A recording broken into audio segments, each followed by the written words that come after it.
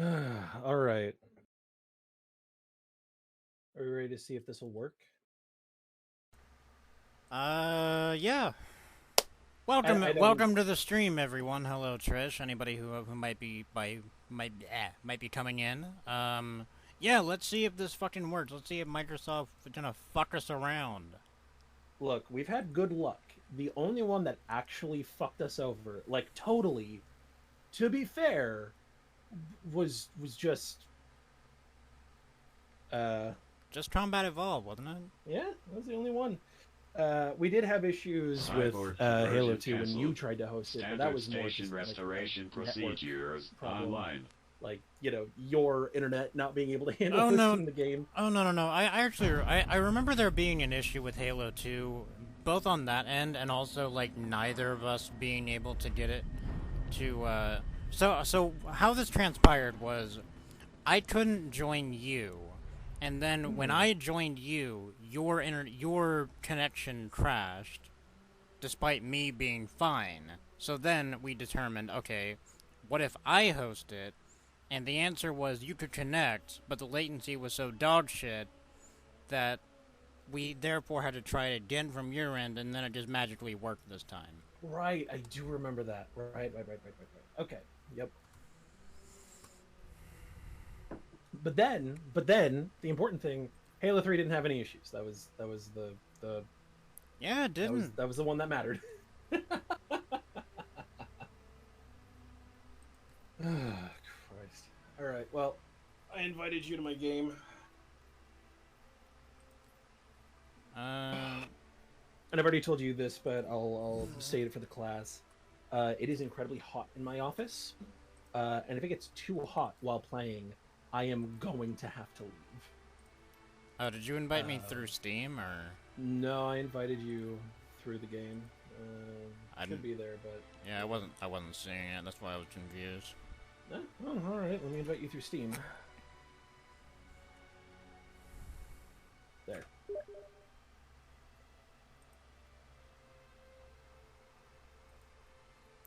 I do really love your new picture. That's a good one. Probably not going to be using it much. No, I do not want to leave the Uh, multiplayer lobby. Stop.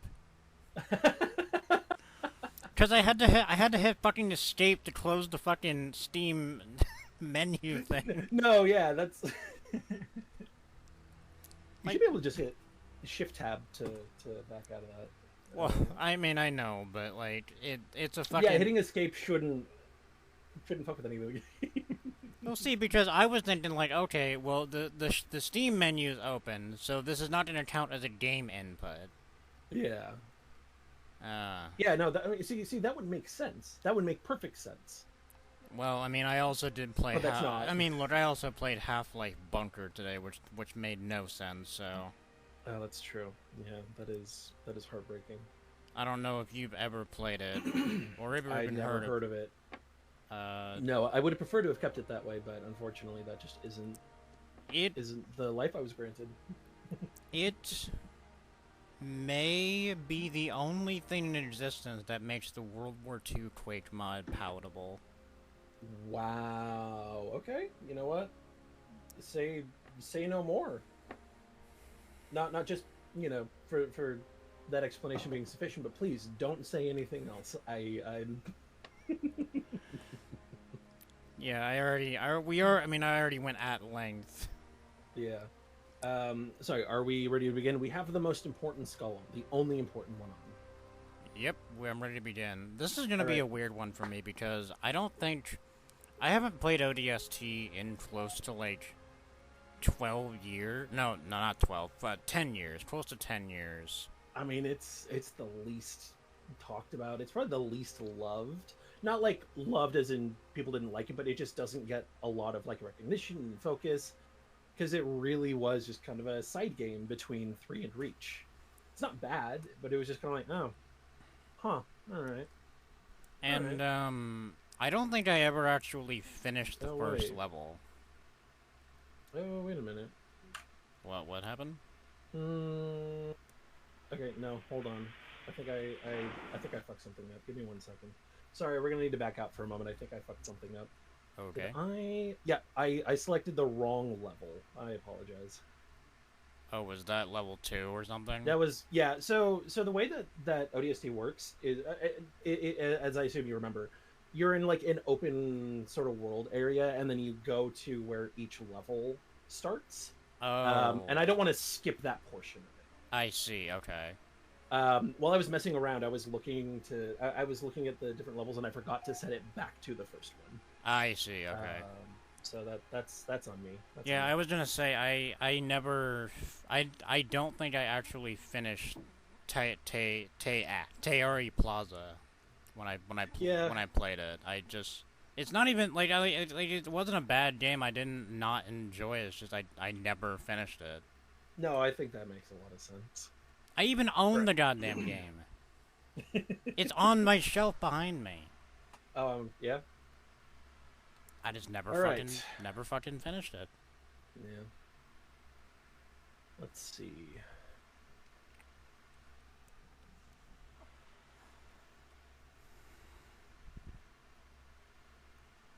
I'm curious if we'll have separate pods that we're in, or if we're both going to spring forth from the same one. I would be curious myself because Looking at your screen, it does not appear to be the same one that I'm in. So we look. It looks like we have different pods. Okay, I just got out of mine. okay, what number is on your Oh, wall? whoa, you're Mine's way at over 5. there. Mine's at 5. Mine's 5. Where are you? Wait, what number's on what? So I'm looking at a number on the wall right in front of me. Oh, I mean, you can just see me. I can Oh, see your tag, so we oh, just get to each other. But yeah, we spawned in very different spots. That's actually really cool. I like that a lot. Oh shit. Okay, so there's a whole Covenant patrol between you and me. Oh. yeah. You know, Um. so I should note to the class, and this is Oh something god. that, and this is something. Oh, and this is something that Franz had to correct me on. I did not realize this game was co-op. Yeah. I had no idea this game was co-op when Astra said, "Hey, I want you to play and complete this for my sub game. I'll use 2 to make you do it." I was like, "Okay, I guess I'm going this one alone." And then when I mentioned ODST, like, Franz was like, "So do you want me to join you for that one too after 3?" And like, "What? Isn't that a single player one? No, no." Yeah, they're all co-op. Every Halo game has been co-op. Though this one feels the most like it would just like it would be a single player experience. But yeah, no, this one had co-op. Um. Oh no. Hey, so Penny. Is there latency issues? No, remember. Oh, Remember that. Oh. Okay. I got two. Remember that I got. thing we talked about, maybe potentially happening. Uh. I forgot to change the game off of German I again. knew it. I fucking knew it. I told you to do it. No, I know, and I knew that this would probably happen. I knew I knew what would occur. I made the conscious choice because I knew it would probably be funny if I forgot again, What? and Oh. I did forget. I forgot to. Oh, that's funny. And that's gonna and that one grenade is gonna be my one. Oh yeah, I've been playing too much Half-Life recently. Oh, oh no. Are we okay? Are we? I guess we are. Well, I don't know. I just fucking froze. That was confusing. Yeah, I mean the stream froze too. So I'm like, wait, was that a connection issue on my end? Was that a connection issue on your end? I mean, it doesn't really matter. It's just kind of funny. All right. So we need to figure out where to go, which is to say we're downloading the city map. Okay, cool. Thanks, Virgil. Now we have like a whole goddamn map. Oh wow. Honestly, this is one of the things that I like the most about ODST is it really broke so much from the previous games. This is such a like sincerely unique experience compared to the previous Halo games. Not like better or worse, just different, and I think that's really cool. Um, just the amount of shit they tried to do, and even with the soundtrack, you'll hear bits of like jazz in there, which I don't know if you've noticed, but Halo's music is not typically jazzy. Oh my god, I want to stop having tutorials right now, if I may be so honest. Okay, thank you. I do find it really annoying though that Oh god. the fire button just gets you through the tutorials. Yeah, especially because I got stuck in a tutorial while enemies were attacking me, so I couldn't actually shoot. Okay, new intel data. Okay, good. Good. Goodness gracious. Okay, we gotta get to Teare Plaza. All right, let's check comm data. Oh Cool. wow. Night vision goggles that work. Oh yeah, yeah. You like I always keep those on. It's yeah. Do they not run Okay. out? No, they never run out. They're just always on. Oh thank god. Uh, and I think God, I think they just look beautiful. Like the way they kind of pulse Oh yeah, no, out is this looked great. this game, especially like okay, just look up at the skyline around us. This Like is this is probably the finest example of the Xbox 360 era, like like uh, how can I put this? The vivid gray and brown mm-hmm. that they had going on. This is probably the best example of it next to GTA 4.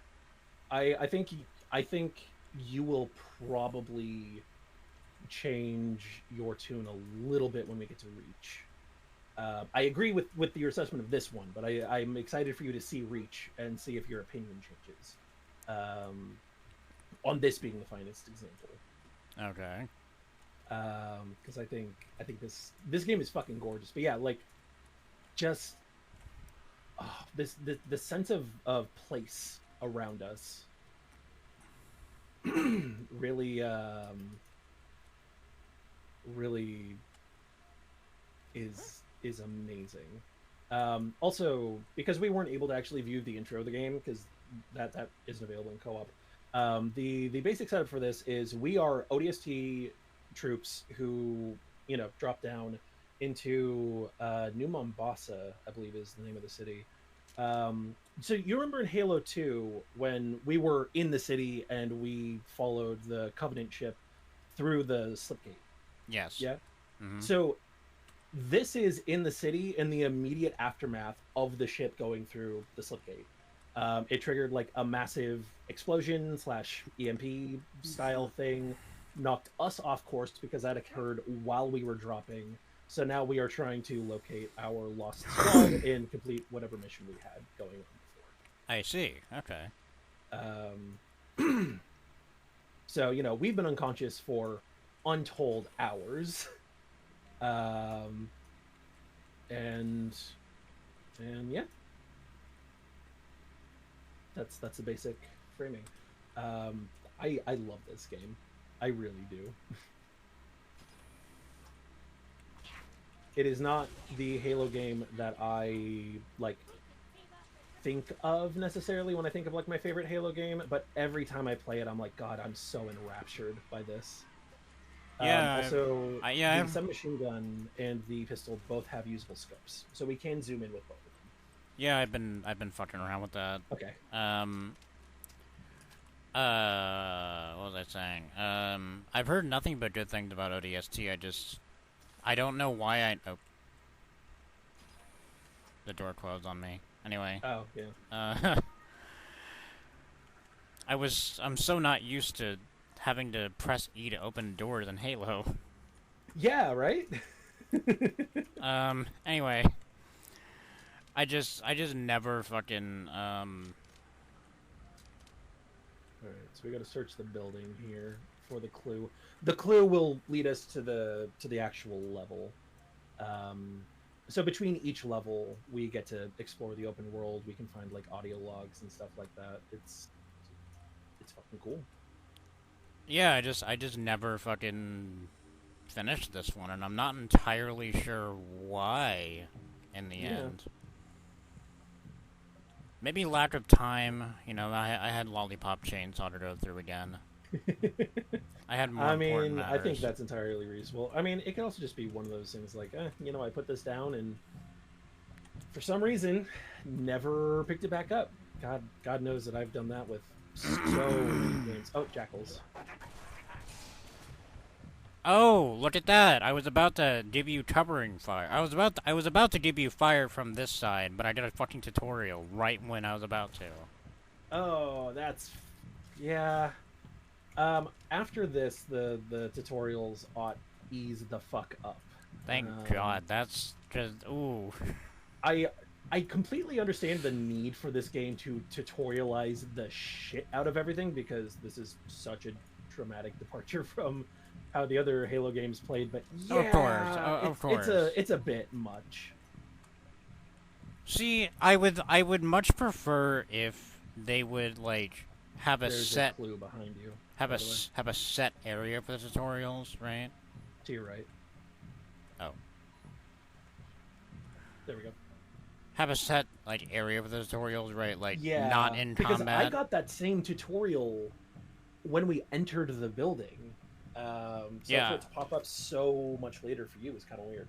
Yeah, it was fucking annoying. But but when it comes to games I put down and never pick back up, I put down Persona 4 Golden saying I would get back to it in a week. It has been 10 years. I mean, with any of those games, putting it down for a week is basically a death sentence because the idea of going back to it after that much time passes, and it's like such a long RPG. That's the kind of game that you have to put down for the night and maybe 2-3 days at most. If you put it down for a week, it's like, fuck, dude, the idea of coming back to this. Oh. I wouldn't have had much of a problem if it wasn't for the fact that I fucked something up and had to. I fucked something up and I basically put myself in a position where I would have had to restart. Oh yeah, that's a big one too. So I was like, yeah, I'll just restart this game next week, and it's been 10 years. And my PS Vita decided to corrupt my fucking SD card, so. Of course. Well, now you can play it on PC. I do not own it on PC, but, you know. You have the opportunity to. That's the important thing. Works great. So besides melting all day, how have you been? I've been very good. Do I spent a something lot wrong, of time 'cause the only thing I regret about you and me, not knowing you were a spook when we first met. I would have been a lot less charming. With my PNG tuber, getting everything set up. So now I have 3 that I can swap between, all just variations on the same base. I was setting up that was years ago, Veronica. I'm a little keyboard combinations to get them all details. swappable Must have on been the a lot fly. of saps since then. In between bouts of melting, of course, because that was right. And then took Benny on a walk. That was not bad. We have a really nice wooded area in front of and behind the house. So, there's like good tree cover, a lot of shade, and like actively like 10-20 degrees cooler in there than in the sun, which is really nice. Alright. So now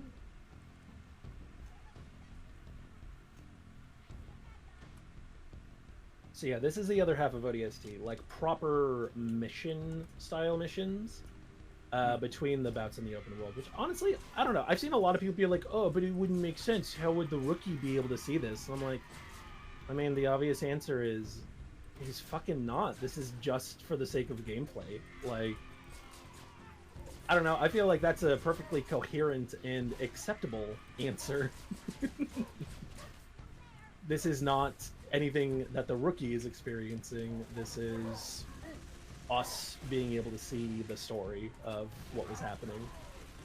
But that was a big complaint that a lot of people had for the game. Even one that, like, critics pointed out. You know, the phrase ludonarrative dissonance was thrown around quite a bit for it, which I honestly found kind of annoying, not because, like, I dislike the term, but because that is a misapplication of the term. Yeah, that doesn't... This is not ludonarrative dissonance. Oh, oops. Penny. Oh, crumbs. Alright. Let me turn on the visor. It's a little over bright, but see a little bit better than otherwise. Oh. This game also has a lot of, like, little nooks and crannies that you can pop into, which I also really like. I just... What the hell happened here? I love this. Oh, and this environmental storytelling. We've got all these dead brutes and elites, which, you know, because this happened during the Elite Rebellion. And this is just like a little thing, you know, off to the side that you can just find. I don't know. I love this game. I really wish that Bungie had actually made more Halo games in the style of ODST, or at least been able to. I think that would have been really fun. I mean, especially because, yeah, they proved remarkably talented at it.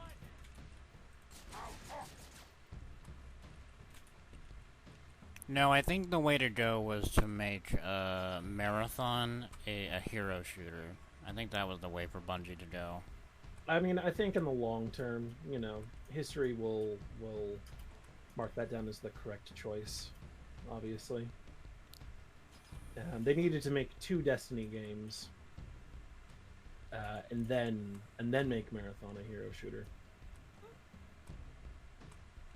Which, again, as we all know, is the correct choice. Yes. There was a fucking brute running around, but I don't know where he went. I'm really confused.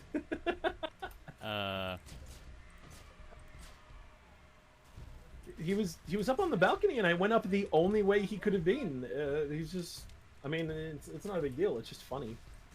Oh, another major complaint that a lot of people had that, like, makes sense and is reasonable, but was so severely overblown, was the scale of the weapons is not correct for you playing as a normal human person.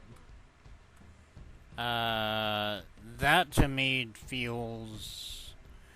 I'm gonna be honest, that does feel overblown, but it's also the type of overblown that's like... This is the type of thing that people wouldn't complain about if they were playing, like, Half-Life Opposing Force or something.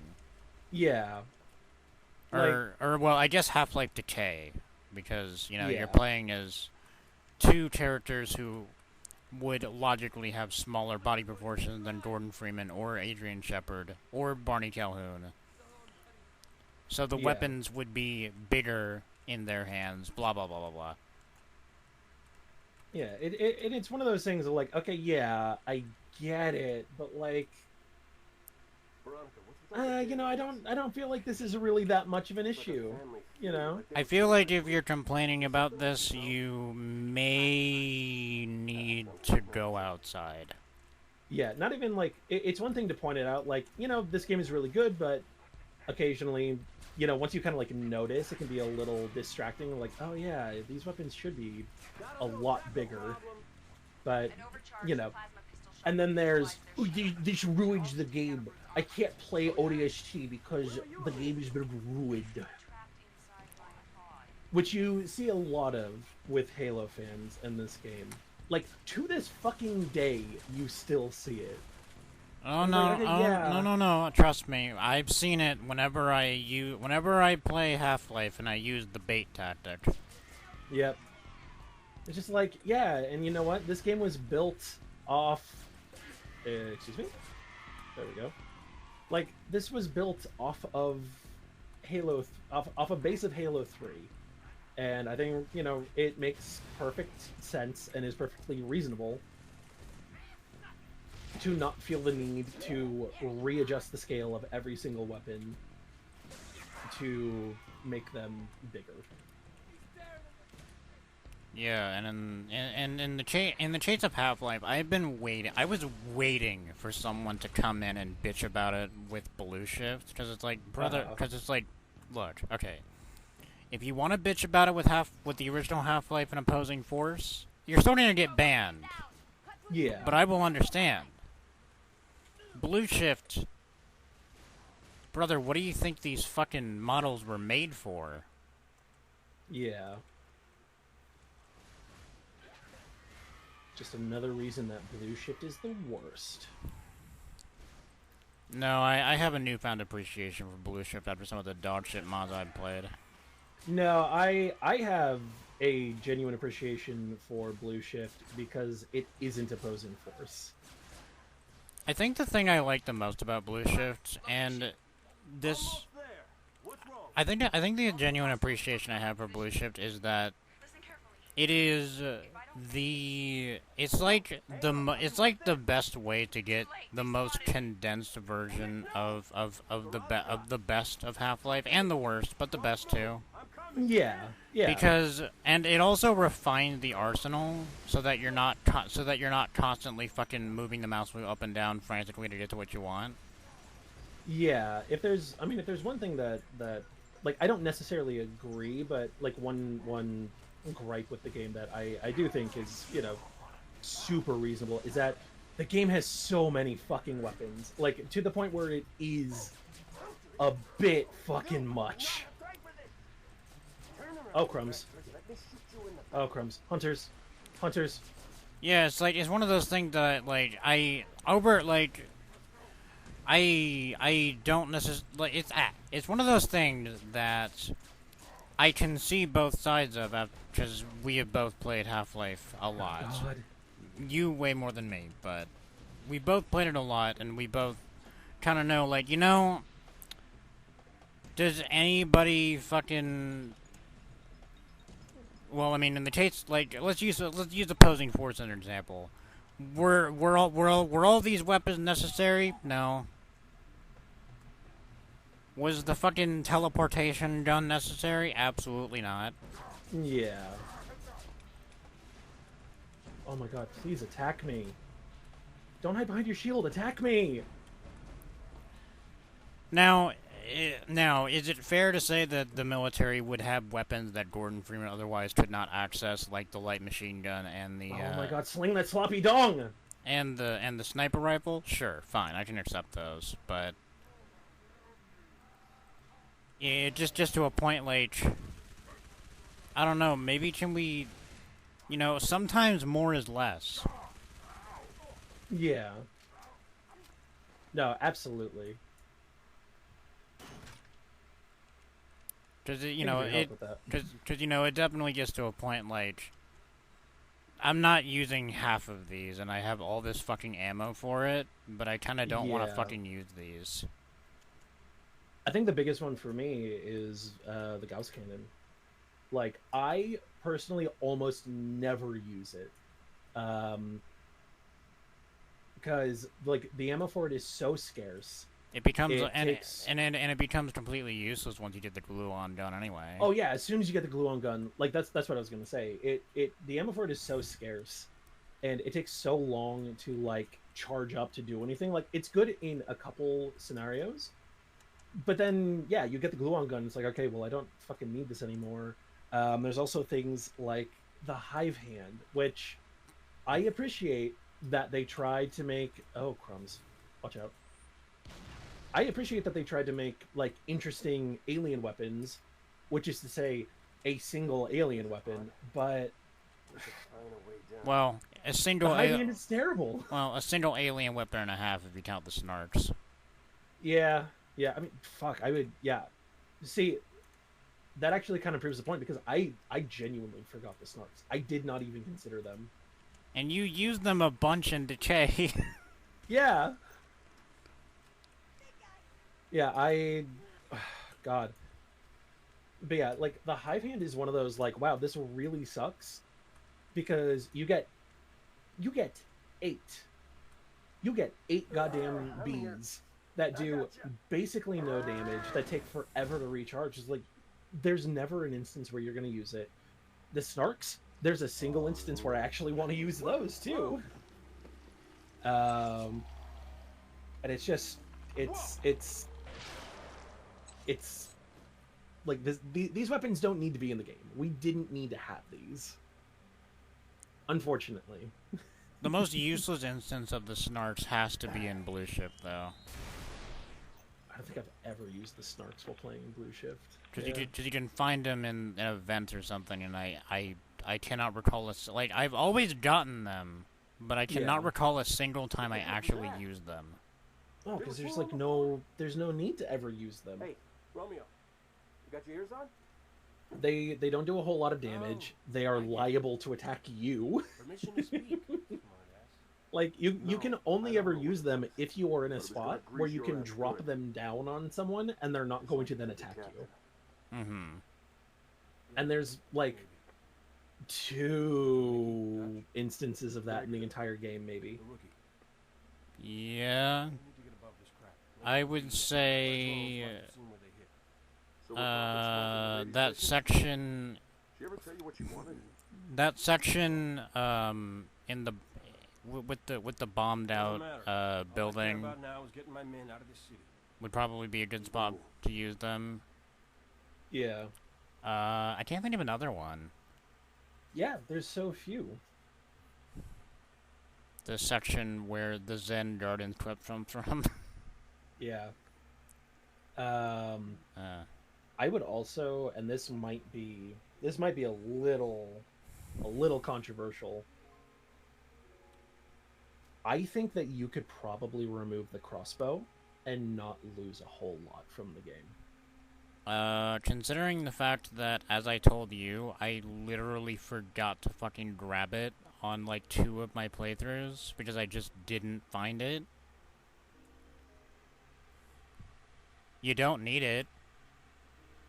Like, it's useful as an instant kill on most things except for the grunts and the alien controllers, but yeah, like, it's only useful as, like, a long range sniper type of weapon. Otherwise, I mean, yeah, and they had to have that because there's no sniper rifle, because opposing force added the sniper rifle, and that proved to be a lot better. Yep. That's the one thing that I will give opposing force, is its sniper rifle makes a lot more sense and feels more practical. They also, sorry, pause real quick. I want you to take a moment and just appreciate the music real quick. Let's just listen.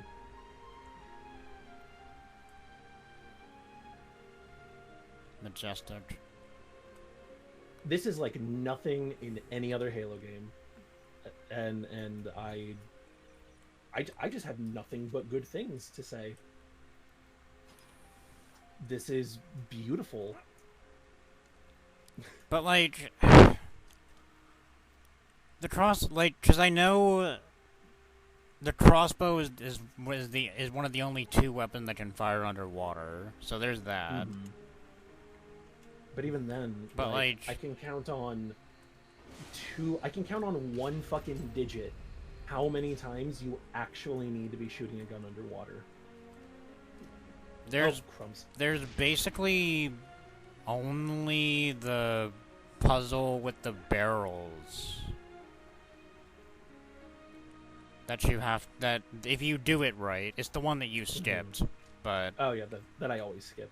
But if you do it correctly, if you actually engage with it, you are supposed to shoot underwater. Yeah. See, there's the moment where the ichthyosaur is introduced, and then there's the moment at the dam. Oh yeah, and those are the two instances where fucking I keep trying to press F both for a grenade or for a melee and for a flashlight. Oh, perfect. Listen to that saxophone if that's playing for you. Beautiful. God, sorry, I just this game needs all the love. It deserves all of it. But yeah, there's only two instances where shooting underwater is strictly necessary, and even then, in those cases, I usually end up using the pistol because it shoots faster, it does more damage overall. Which I do too. I end up if you fuck up and have to reload the crossbow, you're fucked. There's no point. Just fucking switch to the pistol. And honestly, if I'm gonna be real with you, there are points when I have to shoot underwater where I'm just like, you know what I'm gonna do? I'm gonna chart where the enemy is underwater and then go to the surface and then blast it with a shotgun. Oh god, yeah, I do that most of the time as well. It's just like the better strategy in most cases. So yeah, like you could remove the crossbow and you could probably be fine. Because like realistically, God, okay, I'm gonna give points to Decay if the revolver had the sniper laser and the zoom in on the base game, then the crossbow is made entirely redundant. Not even just redundant, but like outpaced in every regard. Which I believe is only a PC port of Decay thing, or that port. I don't think that's in the I believe so. Yeah. I believe that you are correct. Is what I mean. Because I don't remember that being in. I can't remember that being in any other version of Half-Life. Because I remember that being one of the things touted when you read the Steam page for MMod and shit like that. That's one of the things that they commonly say is, oh, this was cut content we brought back. Yeah. Which, you know, buddy, maybe it was cut for a fucking reason. Yeah, sometimes cutting content is good. Yeah. Especially when you re-add cut content, but don't change the way the game is played. It can make it worse. Or just don't ensure that the content is fully and properly implemented. Mm-hmm. That's one of the most common things I see with cut content, is it's just kind of like, okay, we activated it. And it's like, okay, yeah, but it was cut content and it wasn't like fully finished or implemented. It just kind of doesn't work all the way, or like you can break things and so on. I mean, a good example is Decay. Because with the revolver scope, and as you see in MMod, it's supposed to have a laser sight. The laser sight does not work. Yeah. And honestly, the laser sight not working actually makes it better. But yeah, I don't like laser sights on shit in the Half-Life games, because the laser is so fucking big. It's actively obtrusive. So I don't know if you've done this in Opposing Force. I don't know how long it's been since you've been played Opposing Force, but it's been a while. Not super long. It's only been like maybe 2 years. But I actually ran a test with this in Opposing Force. if you so in the boot camp, when you get the Desert Eagle and you have to shoot the targets 6 times to move along. Which I don't know, like there's something about having to shoot the targets 6 times that's always fucking annoyed me because the clip only holds 7. So you're guaranteed to reload. But I digress. That's not important. The important matter here is if you don't like. Okay, so I ran this test with auto aim on just so I could on and off to confirm if I was being if I was being fucked with. Yeah. No, what actually happens is if you don't have the laser sight on, you could hit the bullseye. You could have the crosshair directly on the bullseye. There is a 1 in 4 chance it will not count. If you have the laser sight on, it will connect every single time. Oh yeah, no, I that's one of the things that I've always been really frustrated with the game about, because the game, the Desert Eagle really fucking sucks if you don't have the laser sight on, to the point where it's like, okay, why do you have an alt fire in that case? Because it doesn't impact the firing speed. It doesn't impact anything other than just you have a laser sight now. Hey. No. Alright, let's go. But then again, I am one of those confused people who dislikes opposing force but likes Black Mesa. Yeah. That was one of the funniest fucking chat messages I've ever gotten. Fucking, are you one of those confused people who dislikes opposing force and likes Black Mesa? Like, yeah, buddy, because different things are different.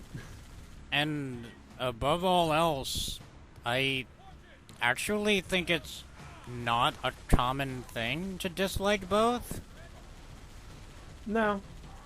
Like, I'm pretty sure if you like opposing force, you would like Black Mesa. Yeah. And if you dislike opposing force, there's actually a higher chance you might dislike Black Mesa. I wouldn't say that there's any correlation between those two. At least not that I'm aware of. Because Black Mesa is very well liked. Well, it's very well liked, but the point I'm getting at is if you don't like X in the Half-Life series, you are therefore more likely to not like a remake of Y in the Half-Life series. Is what I'm getting at. Yeah.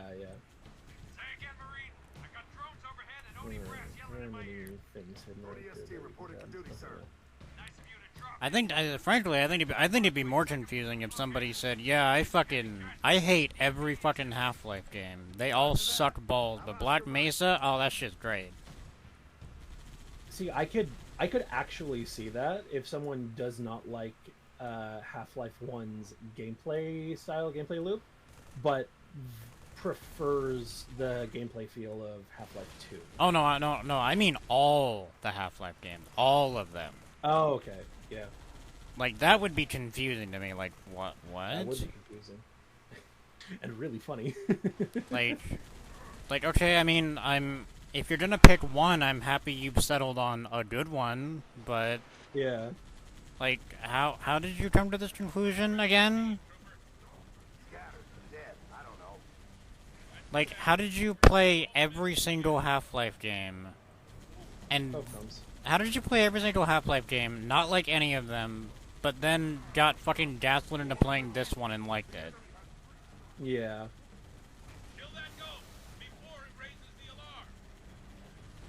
Well, we don't gotta worry about that, do we? No, I think we're okay. God, yeah, I really gave that dipshit way too many chances to, Shut the fuck up. Yeah, or just accept defeat. Ease off, turn around, you not be an annoying little shit. I was like, okay, cool. Nope, sorry, goodbye, you're annoying. Yeah, no, like, that and the MP5 gentleman is a prime example of why I use the HD models to gauge who's gonna be an annoying asswipe. Oh yeah. No, you probably didn't see the VOD because there's no reason to. My exact words when banning him were, being annoying is a very good way to get banned in my chat. I would advise you not to do that. Beautiful. Ouch. Uh-oh. Oh, no. You know what? That was almost beautiful. Oh, jeez. Alright, so. Oh, buddy, you do not need to... This fucking Marine just hopped into the passenger side of the Warthog. Not even the driver's side, not the gun. No, the fucking passenger. That's like, right. I mean, that's like fucking seeing the wreckage that Dale Earnhardt was in. Like, yeah, let me just hop in shotgun, brother. Yeah. It's still one of the funniest things to happen recently, where Cody was saying, where I crashed a car or something, and Cody was like, "Oh, you're just like Dale, you're just like Dale and Dale Jr." Like, and I was like, Cody, Dale Jr.'s alive. What? Yeah, yeah, Cody, he's alive. What? When did this happen? What? What the fuck do you mean, when did this happen? Who allowed this motherfucker to be alive? I thought he died at the same time. No.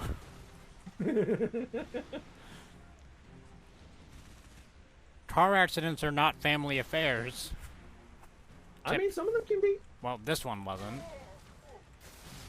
Oh. Yeah, I mean, it sounds to me like a missed opportunity, if I can be so honest. Yes, right. Yes, that's true, Trish. If you're an HD model user, you should refund your copy of Half-Life. If you're not a fucking idiot, presumably free of it.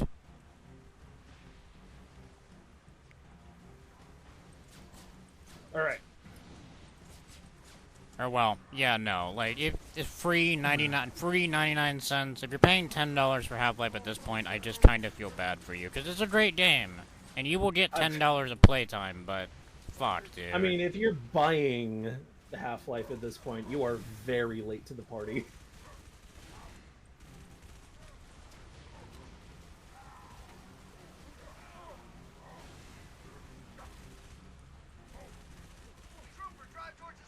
God, speaking of, I randomly bought someone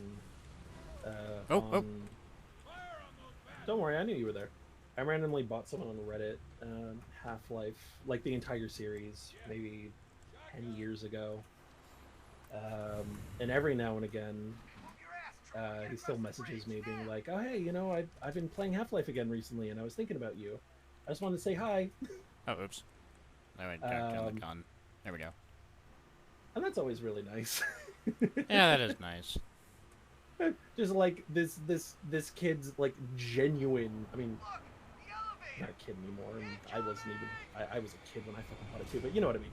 Like this kid's genuine excitement because I bought him Half-Life 1, Opposing Force, Blue Shift 2, Episode 1, Episode 2, and Black Mesa, all at the same time.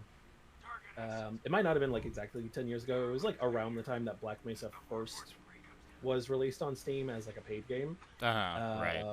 And he was like, "Oh my god, like I can't believe you would actually just do this." And I was like, "No, I don't know," because the series of events was, if I'm remembering correctly, this kid like made a post on the Half-Life sub, just like, "Oh, I've always loved these games," or like commented and was like, "These games look really cool. I've just never been able to play them.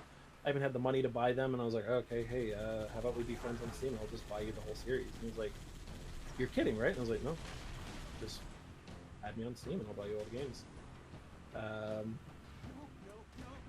And after, you know, however many years it's been, like every now and again, I'll get a little message from him. That's nice. It's probably one of like the sweetest little things, because you know he would play them and give me updates like, "Wow, I just beat like Half-Life 2. Holy shit, that was so good." I'm like, "Yeah, dude, wait till you get to like Episode 2. It's so good." Then update for that, and Black Mesa, like, wow, holy shit, I can't believe Black Mesa's this good too. And now it's just like, oh yeah, I was playing Half-Life again. How are you doing? Very cute thing. I wonder if he ever got into the Half-Life modding scene to learn of those. I don't know. I wouldn't have any idea. But that was probably the first time that I ever like that was my hero villain origin story for just buying people shit on Steam. In my famous, like, someone joins a community or whatever, mentions that there's a game that they want to play, and I'm just like, hey, are we friends on Steam? I don't think we're friends on Steam, add me. And then I'd surprise them with whatever game they were saying they wanted. I don't know where the fuck we're supposed to go. I wouldn't know either. Here, yeah? I wouldn't know either. The compass doesn't say anything, which is what's throwing me off. Okay, we came from this direction, yes? Did we? I can't remember. Oh wait, no, we didn't come. Okay. No, this is... I was looking at this the whole time and thinking, oh no, we came from here. That's an unoccupied tank. Oh, oops. Oh, it's a dead tank. It looked intact. That looked alive. Yeah, that looked intact from the approach. You get to the other side, I'm like, oh, this doesn't have any guns, and it's exploded. But, yeah, no, I use the HD models in Half-Life purely to see who will say something about it and be an asswipe. Yeah. Like, and Cause I remember making a comment that, like, I know friends has to hold their nose seeing these, but I'm doing this for a reason. Yeah, I mean, and I don't know. I don't like the HD models, but they're not like the worst thing. The crowbar is really the only thing that is objectively improved. The crowbar with the HD models is like actually beautiful. Everything else you can kind of take or leave. The Beretta is, yeah, the Beretta I have come to hate, but the Beretta is so spectacularly butt ugly. Yes or a no?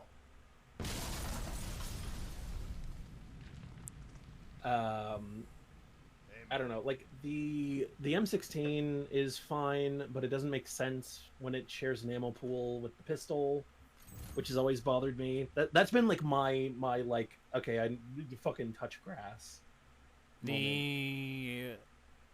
That what? Oh wait, no. Wait a minute. When were the HD models released? Was it with the release of Blue Shift, or was it slightly before that? It was with the release of Blue Shift. Okay, never mind, because I was well, actually, okay, so... Oh, never mind, I was gonna say, that one walked so the one in Counter-Strike could run, but that wouldn't be correct then. Yeah. Maybe the one in Condition 0, then. I guess that would technically make sense. Yeah, it makes more sense than nothing, I guess.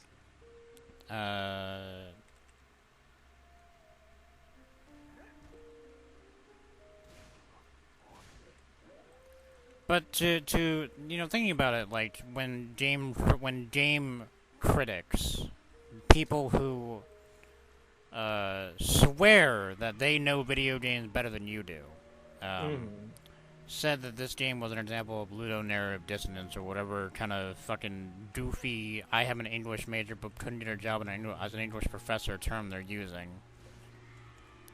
Not that it's not a real term, not that it doesn't exist in gaming. I was going to mention, however, that the game Velvet Assassin is way more indicative of this than this fucking game is. Yeah. Which, I don't know if you've ever played that, but... I have no idea what it is. Never heard of it. Velvet Assassin... What? I was just being supportive. Velvet Assassin is a stealth game where you play as a... I can't remember if it's a British or French femme fatale spy who is... they're all the same. who is holed up, who I believe was in an Allied air raid and got hit, and is therefore in a hospital, and she's reliving her previous missions as a spy. That sounds like a cool setup.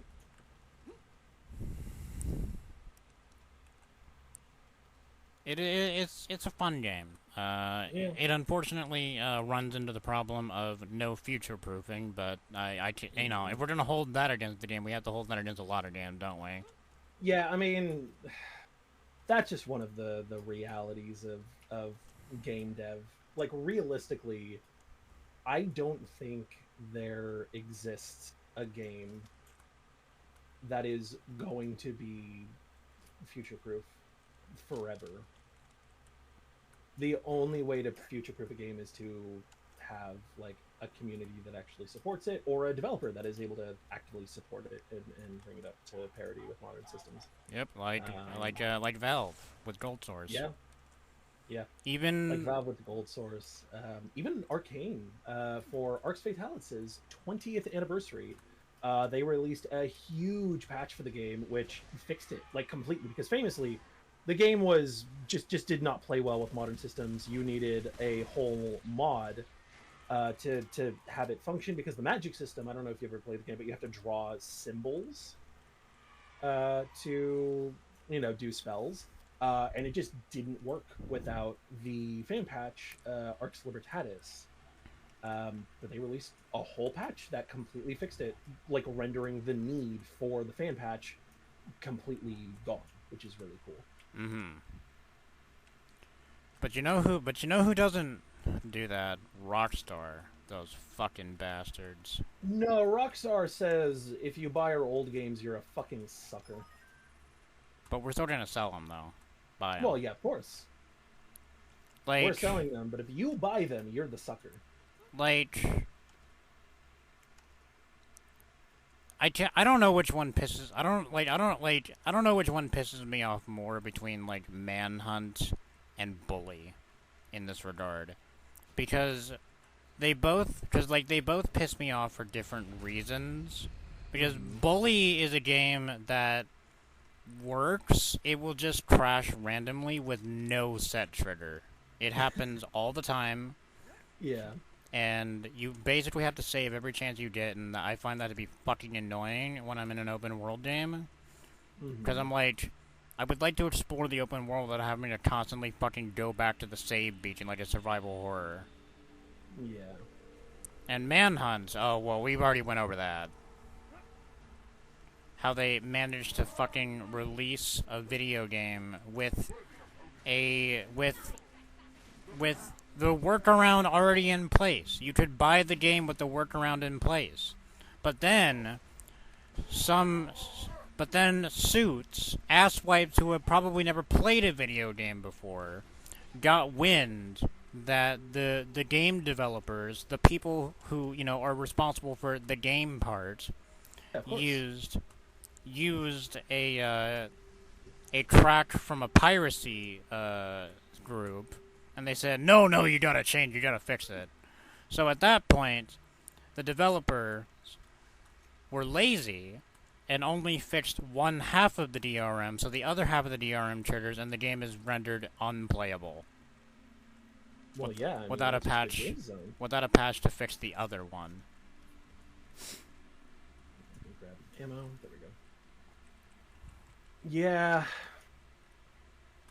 That reminds me a lot of Nintendo shutting down.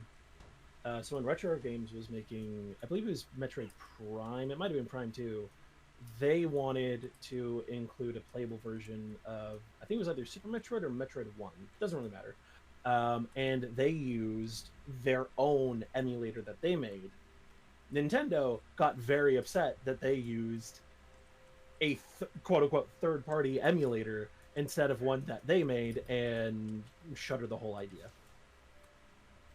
Not even, like, allowing them to change emulators, just straight up, nope, sorry, you already fucked up. Mm-hmm. You don't get to do this.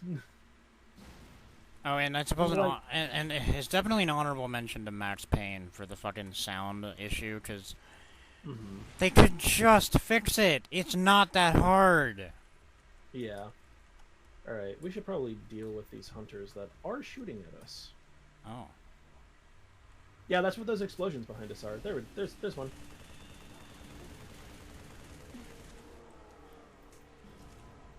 I definitely took the smart person approach to that.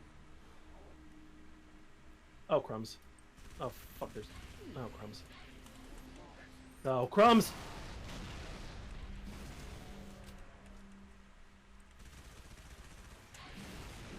Uh-oh. Okay, we're good.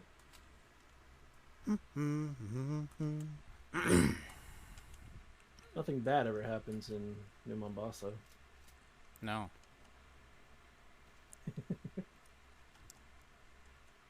Remember all the times you fought alongside Chips Dabo?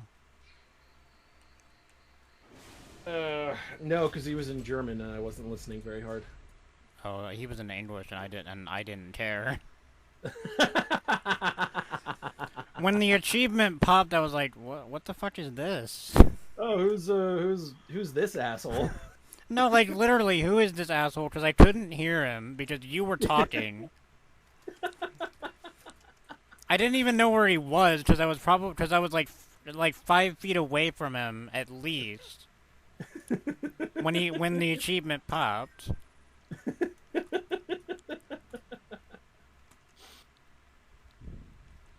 Yeah, you're really just like, oh, who? I mean, I'm glad, I suppose, but, what? Yeah, and, like, this happened for both of these achievements where they popped, you were talking, I tried to look around to see where the fuck this person was, and I still couldn't find him. Yeah.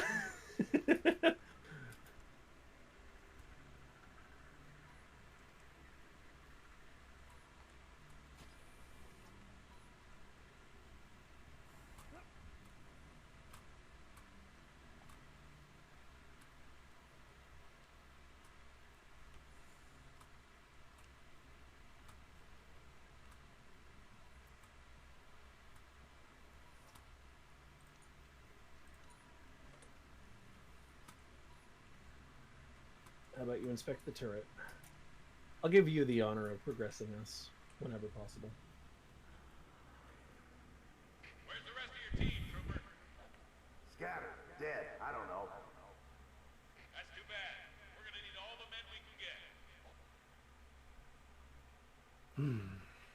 Oh man, that really sucks that your entire platoon is fucking dead. Anyway, get to work.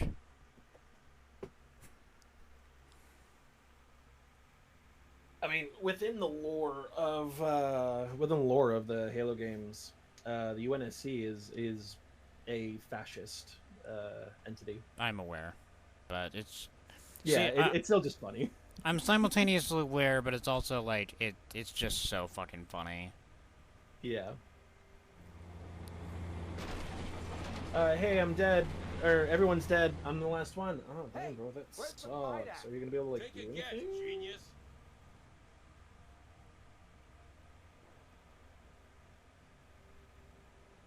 I also just really, I don't know. I love getting the perspective of, like, a normal person. And also just getting to see more of, like, the Halo world away from just the perspective of Master Chief. I don't know. I really appreciate it. Not that, like, Master Chief is like, oh, cool, rah rah, dude. It's just more like, yeah, but, like, there's more people in the world, and I kind of like seeing, you know, stories away from, like, the main focus. I always love side stories in media. I agree. And thanks to the Halo television series, nobody wants to see Master Chief anymore either. Oh, yes. Okay, so... oh, God. Okay, this is gonna sound so fucking silly.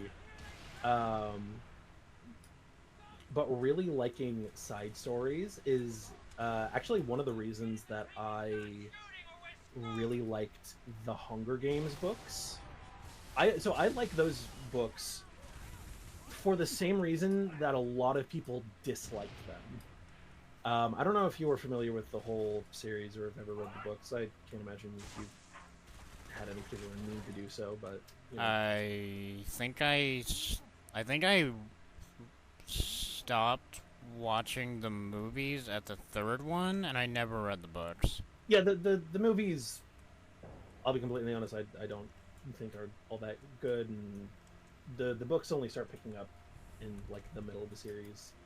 But basically, the final book has Katniss going on this big like lone wolf quest, like, oh, I'm gonna take down the bad guy. I'm so cool, because she's been used as a propaganda tool for this resistance movement for like 2 books now, and she's really in her head about her own importance.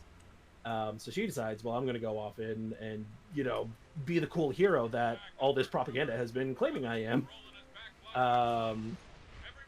And the end of the book, or not the end of the book, but like the climax, as much as it is, oh goodness, as much as it is, sees Katniss getting to the Capitol, getting ready to do her big thing, and then the resistance showing up, and you know, the plan that had been in place going off, and the, you know, Katniss's whole fucking shtick being revealed to just be a little fucking side story, and she's not actually important. And a lot of fans of the books were really upset about that. They were really upset about Katniss not being like the big, you know, kick-ass hero who saves the day and does everything. And I'm like, no. I love that, though. I love that she is this, like, self-important dipshit who actually doesn't do anything. Except get a bunch of people killed in a way that was entirely preventable. Yeah. I've always really liked that. I've always thought that was really cool and funny, and a sincerely interesting subversion. Primarily, I think the Hunger Games books actually wrote, like, an interesting revolution more than anything. I think that's, like, one of its biggest strengths, because it actually understands that, like, no one person actually, like, does the revolution. No one person is responsible for the success of that, and the reason Katniss is kind of a dipshit is because she believes that she is going to be the one person who is responsible for that. And the game sets you up for, or the books and the movies set you up for that being the conclusion, that being the climax, that Katniss actually will overthrow this whole system and the Hunger Games, so on and so forth. And if you are buying into that, then yeah, the climax does kind of feel like a bit of a fucking wet fart. But I've always really appreciated that subversion. I've always thought I've always thought it was a really clever subversion to make that actually has something to say. Yeah, you know, one thing I've learned about fans of anything, whether it be books, movies, anything, character development is bad. Mm-hmm. We don't want that. Now, there is certainly bad character development. There is certainly character regression, but it doesn't matter if it is good or bad. The entire concept of it is bad. Yeah.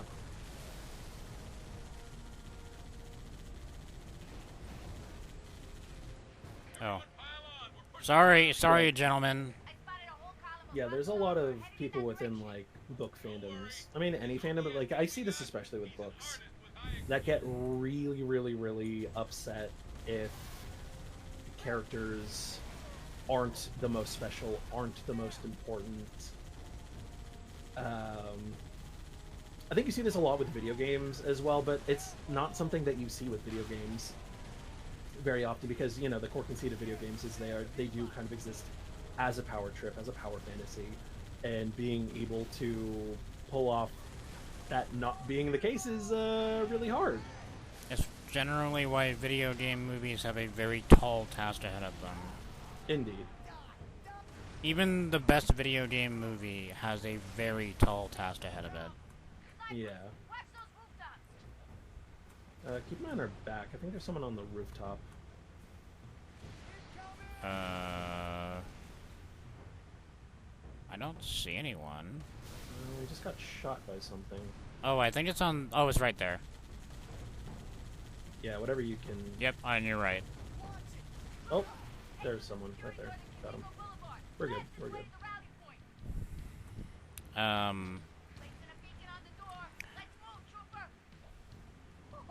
We gotta put a beacon on the door. But yeah, I don't know, like, fucking...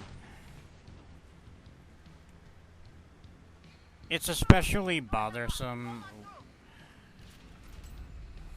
Oh. What? What? Oh, we didn't need to put the beacon. We just need to go to the beacon, I guess. Oh, okay.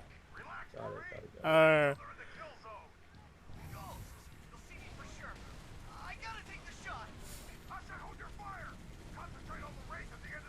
I know that this is not exactly the same thing, but this just reminds me of every single time, like, a video game comes out, and whether it be, like, a long-running series and they introduce a female character, or if it's just a reboot with a strong female character or something like that, it's like, oh, why are video games being ruined?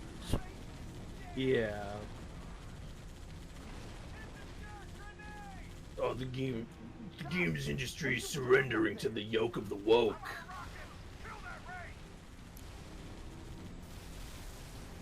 And it's like, I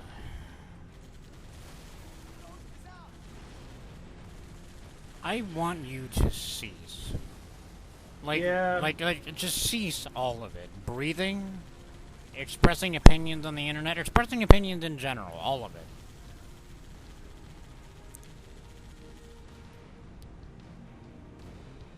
You should be charged with the crime of oxygen thievery.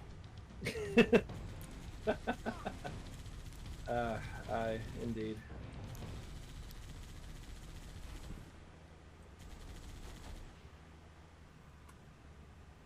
Okay, I think we need to get out and talk to Dutch. Becky, over here. Yeah, it's... Good. Oh, crap. Watch the door. Oh, crap. Watch the door. Okay. I'm watching it.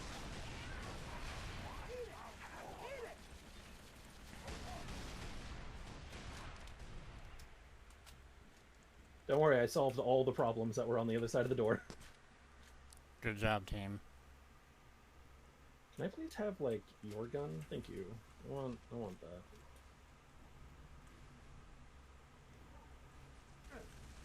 Yeah, speaking of video games not wanting characters to evolve, I'm sure you've heard about it because this dude is a terminal fucking dipshit.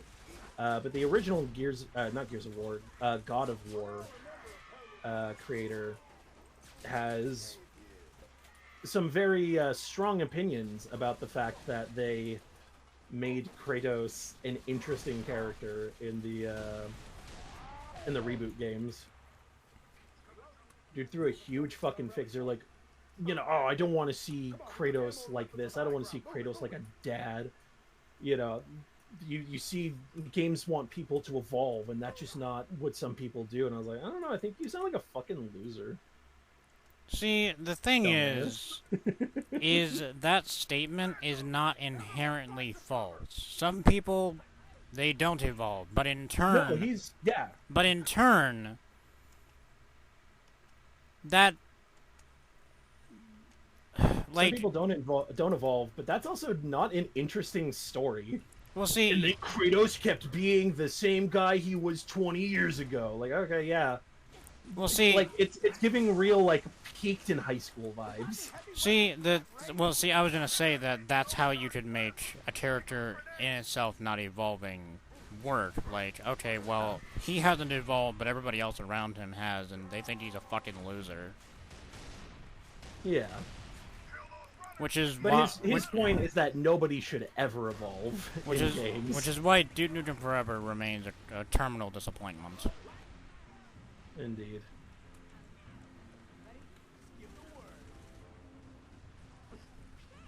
What else was he gonna do, Trish? He was going to do a QuickTime event to fuck more prostitutes. The way God intended, and the way Sony allowed for quite a few entries in the series.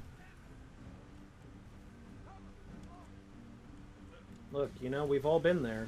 We've all done QuickTime events to engage with sex workers. In real life, of course. That's not something that games would do because they've capitulated to the woke mod. Right. Speaking of shit like that, it bothers me so severely being a fan of Dead or Alive. Because of Dead or Alive's insistence on, like, they're not going to change the way they make their games, and in turn that has caused a lot of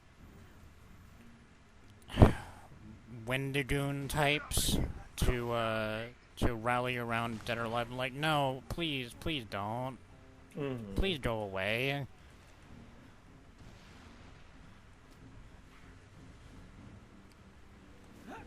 Oops. Damn it. You causing problems? No, it's fine. Okay, good.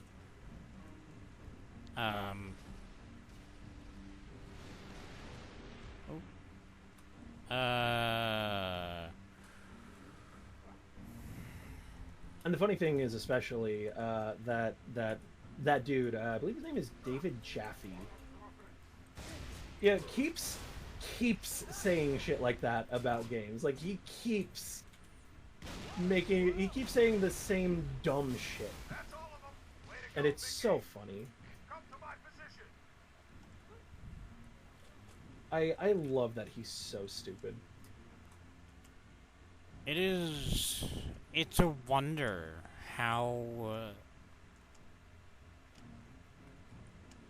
frankly, I'd be interested to hear his take on the fact that, Well, you know, on the fact that, Kratos' motion capture was done by a black person in the newer games. I would imagine that he has some very strong opinions about that as well. Not just his motion capture, but his voice, everything. Who was the voice again? Can't remember his name, and that's gonna fucking bug me. He was in Stargate. Let's see. No, was it Stargate? Oh, fucking Christ. Oh god, there's so many fucking sci-fi shows that I like. They all kind of blend together in my head. But yeah, the mocap and the actual performance was done by the same dude. No, actually, it wasn't. Oh, was it not? No. And because it was kind of a James Earl Jones situation because I remember seeing him in the mocap suit. Because Christopher Judge was the voice of Kratos, but they actually got a former professional wrestler, Shad Gaspard, to do the motion capture. And is that in both games, or...? It may have been... I believe it was in both... I believe it was in both, yes. There you are, you fucking... It may have been in only one of them, I don't quite remember, but... Yeah, because I could have sworn I saw pictures of Christopher Judge in his mocap suit. It's entirely possible they did it for the sequel. I don't know, but actually, hang on. Let me. Yeah, I'm curious because it. I mean, that's still fucking cool. Let's see.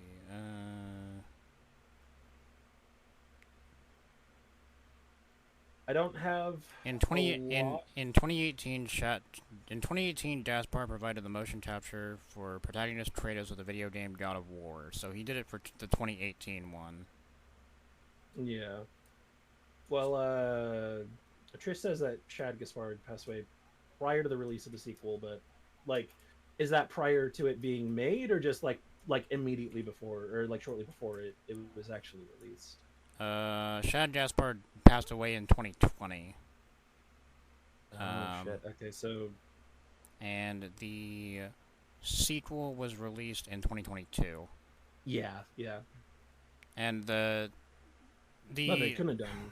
God, the story of his passing is truly tragic, because he was swimming at the beach with his son, and they both got caught in a riptide, and the Coast Guard came out to save them, and Shad was like, they were both hanging on to like a rock or something, and Yeah. Shad realized he wasn't gonna make it, so he said, "No, save my son. Don't worry about me." Yeah. No, that is heartbreaking.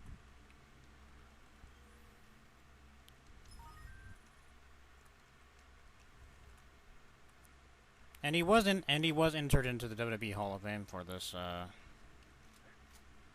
that's good. It's a shame he never won the tag team title, though, despite being in a very popular tag team. But you know, it is what it is. Anyway, that said, I would be interested to hear what Mr. Oh, fuck off, tutorial!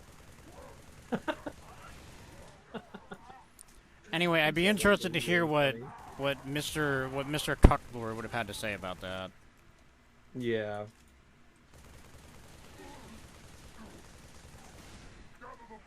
Oh, I do think it would be kind of nice if, the OG VA for Kratos could like pop up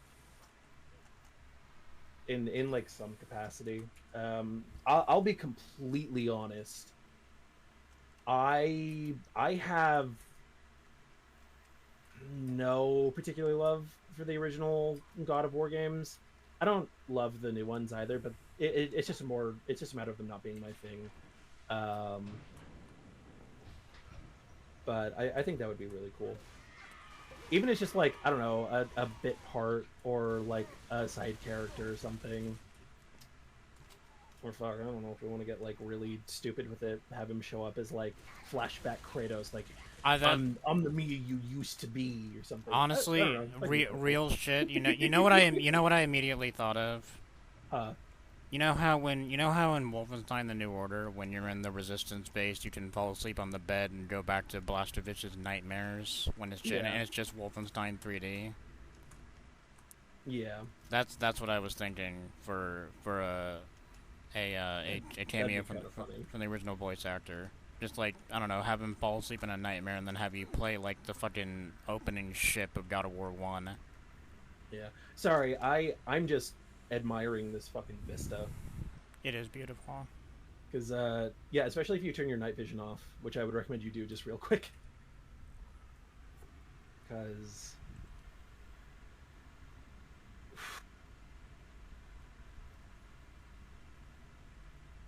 Amazing.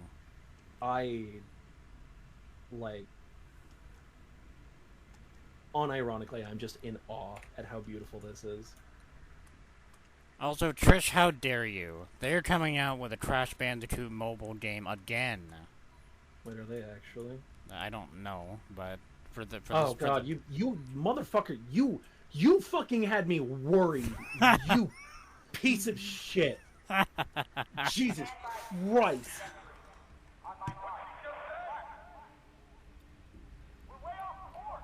God damn it.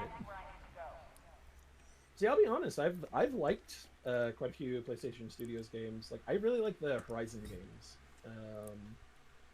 There's something about them that just kind of gels with me. Maybe being a hot redhead, that might be something. I'm not going to say that it's not what's up, but you know. Look, there's just something about the God of War games that for some reason just really does not vibe with me. You want to do this? Be my guest.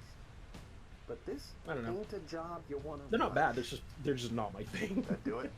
Look, I can't sit here and say that one of the reasons I wasn't immediately drawn to Control was for the reason that you're saying you like Horizon. Or... Oh, I'll be completely honest. Like 80% of the reason that I like and liked Control is just being a hot woman. What about those raids? Like I need to go. I need to go back to that game. It's fun. it's really good. Like it's weirdly good because like man, the component parts of this just aren't like great, but for some reason I'm having a great time playing this. Yeah, it's. That's the last one, Dutch. Jesus Christ. What was I gonna say? Oh, but yeah, like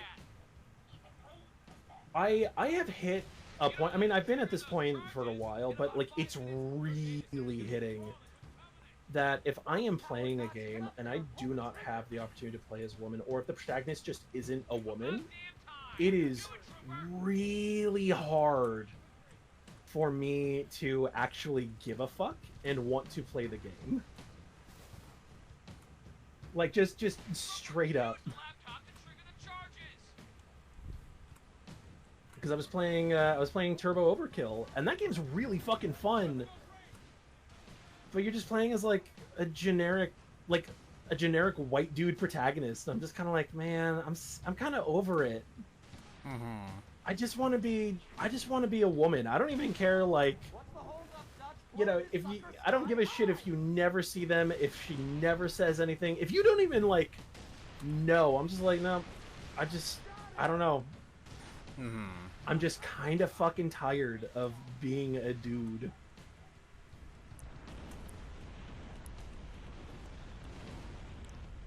And it's such a weird, like, spot to be in because there's no, like, rational reason for it. I just don't want to. Mm-hmm. I just want to be a cool woman. This entire monologue is materializing a blowhigh. Oh no! I mean, look. I can feel it forming. Look. You've seen my second new PNG. I saw. Mm-hmm. You know, there's no. Boop. It's not something you're hiding, but it's something you're. But it's more like one of those opacity tests, where you're slowly bringing the slider up for everybody else. Oh crumbs! Jesus, yeah. Because like some people like. Okay. I don't need to adjust the opacity. I don't need to adjust this brightness slider at all. The one on the left's barely visible. But for other people, like, okay, let's just bring it a little closer. Let's crank this bitch all the way up because I don't respect what brightness sliders tell me. I cannot. After Cry of Fear, I will never respect a brightness slider. Oh, I already don't. I've never respected a brightness slider in my fucking life.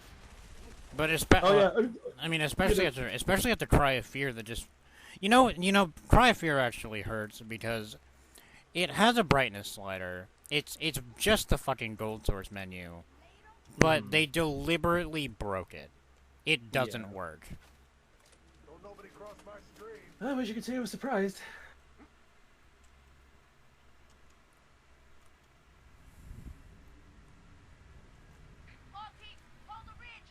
But yeah, obviously the answer to the query is, well, we all know why I feel that way, but I mean, like I feel like there is sort of like a valid, like, you know, maybe we do kind of need more varied protagonists in games, huh? Yeah, and obviously, like, I'm talking about gender here, but like I think it kind of goes without saying that most video game protagonists are also white. Mm-hmm. Like, you know, there is so little existence for people who are not generic white dudes. And you know, for me, like, it's really fucking telling. If you ever look at Steam's female protagonist tag on Steam, almost every single fucking game that comes up is a visual novel. There are very few other games in that genre tag. Not none. Let's be very clear. I don't want to, give the impression that there's none. But there are very startlingly few. I've always seen that tagged as like, there's plenty of other games, but the amount of visual novels is what outweighs it so severely. Yeah. I think part of it too is like, I mean, even if you sort it by like bestseller or whatever, like most popular, there's like 2-3 big ones, and then it's just like visual novels and also a lot of porn. Oh yeah, I could imagine that. Yeah. It's like, wow, yeah, when women really just don't exist in games in most instances. Instances. It's a hard word for me to say for some reason. What, you don't like the sex slave mod in Fallout? Christ, there really is no worse fucking mod type, is there? No. And there's no... Every fucking game has one. And there's and there's absolutely no way to fucking sugarcoat it either. That's just what they are. No. I mean, fuck, they usually advertise themselves as it. They don't even sugarcoat it. Because for their fucking core audience, there's no need to. Jesus Christ. I am having to hot swap between weapons so goddamn much.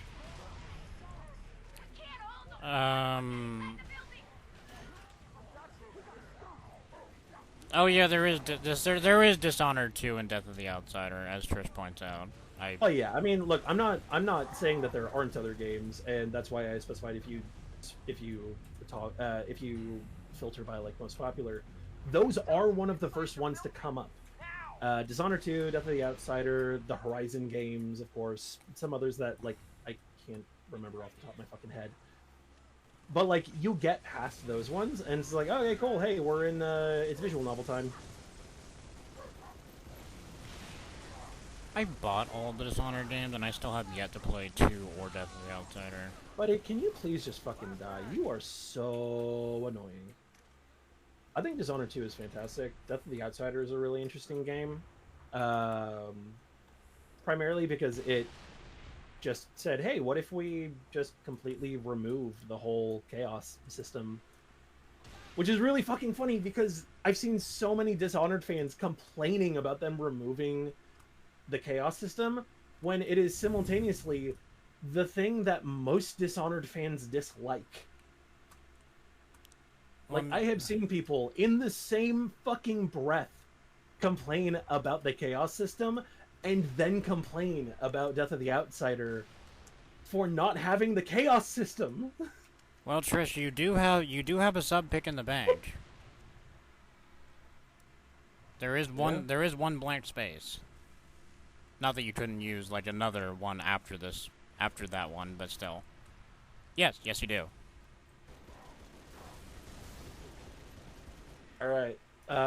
As it turns out, hammering a tank is allegedly not a valid tactic. Well, surely you jest.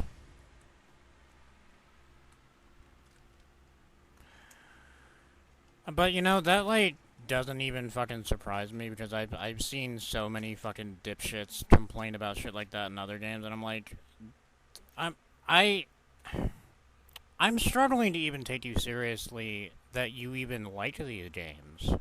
See, I've seen friends of ours do that, and it really is just like, wow. I don't know that I can respect any of your opinions about video games because you keep fucking doing this.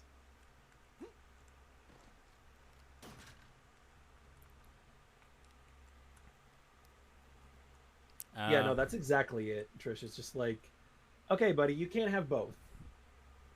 You can dislike one or the other, but disliking both is kind of fucking stupid.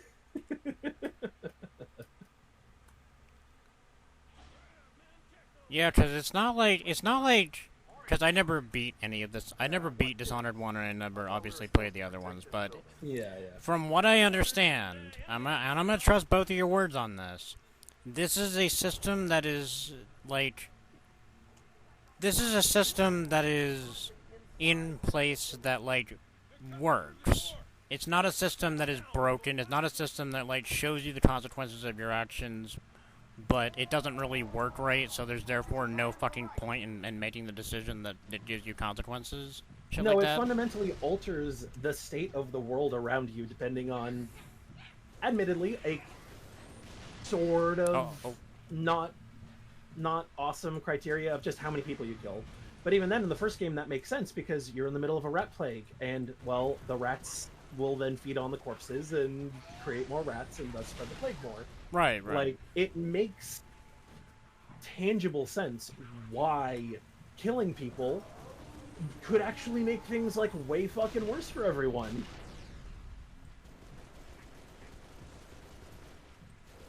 Yeah, so, like... It's not like a system, because we've all seen plenty of consequence systems that are like, you... Character will remember that, and then nothing actually comes of it. Yeah, it's like, oh, okay, what was the point of having me make a choice if it didn't fucking matter? Yeah. Yeah, choices have consequences is only interesting when the choices actually have consequences. Oh, that was a flashbang. Thank God I didn't have my visor on. Yeah, that would have been. But yeah, I love the Dishonored games, like all of them. A lot of people shit on Death of the Outsider, and I think those people are kind of dumb. Mostly because a lot of people that I see shitting on Death of the Outsider are people who complain that it doesn't have a chaos system. And I just think that that's a stupid thing to complain about.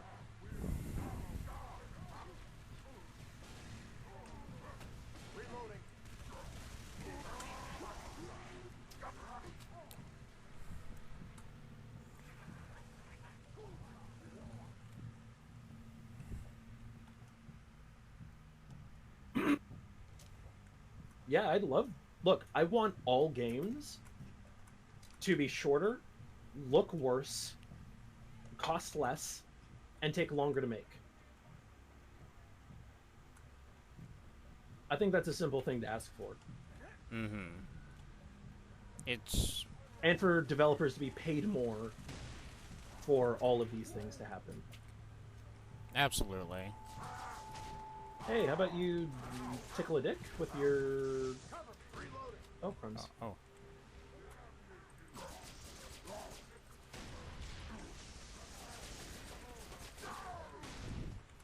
Oh, I got a prompt in a firefight in the front, frantically shooting my pistol.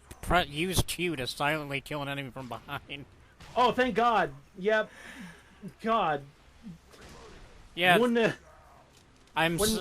think of a better time for this. Yeah, I can't think of a better time when I'm frantically fucking firing a magnum.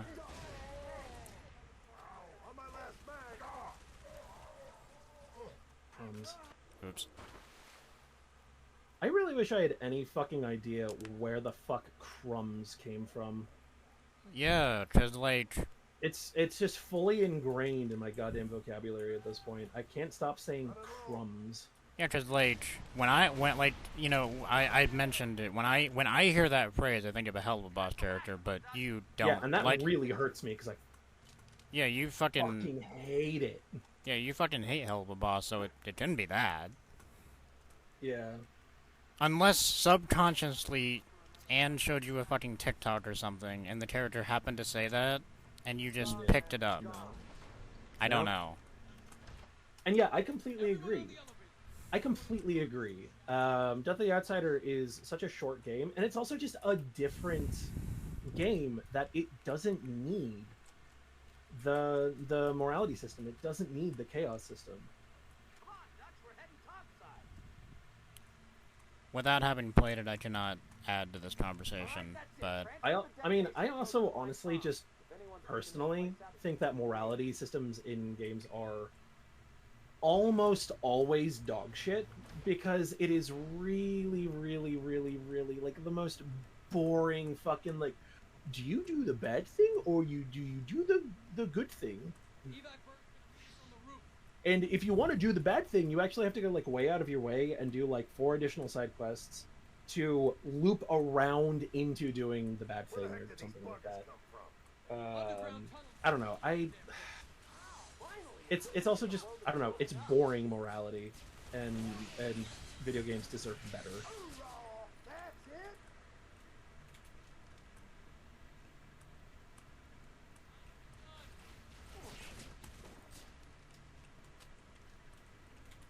See, I think the Infamous games might actually have the most annoying implementation of it.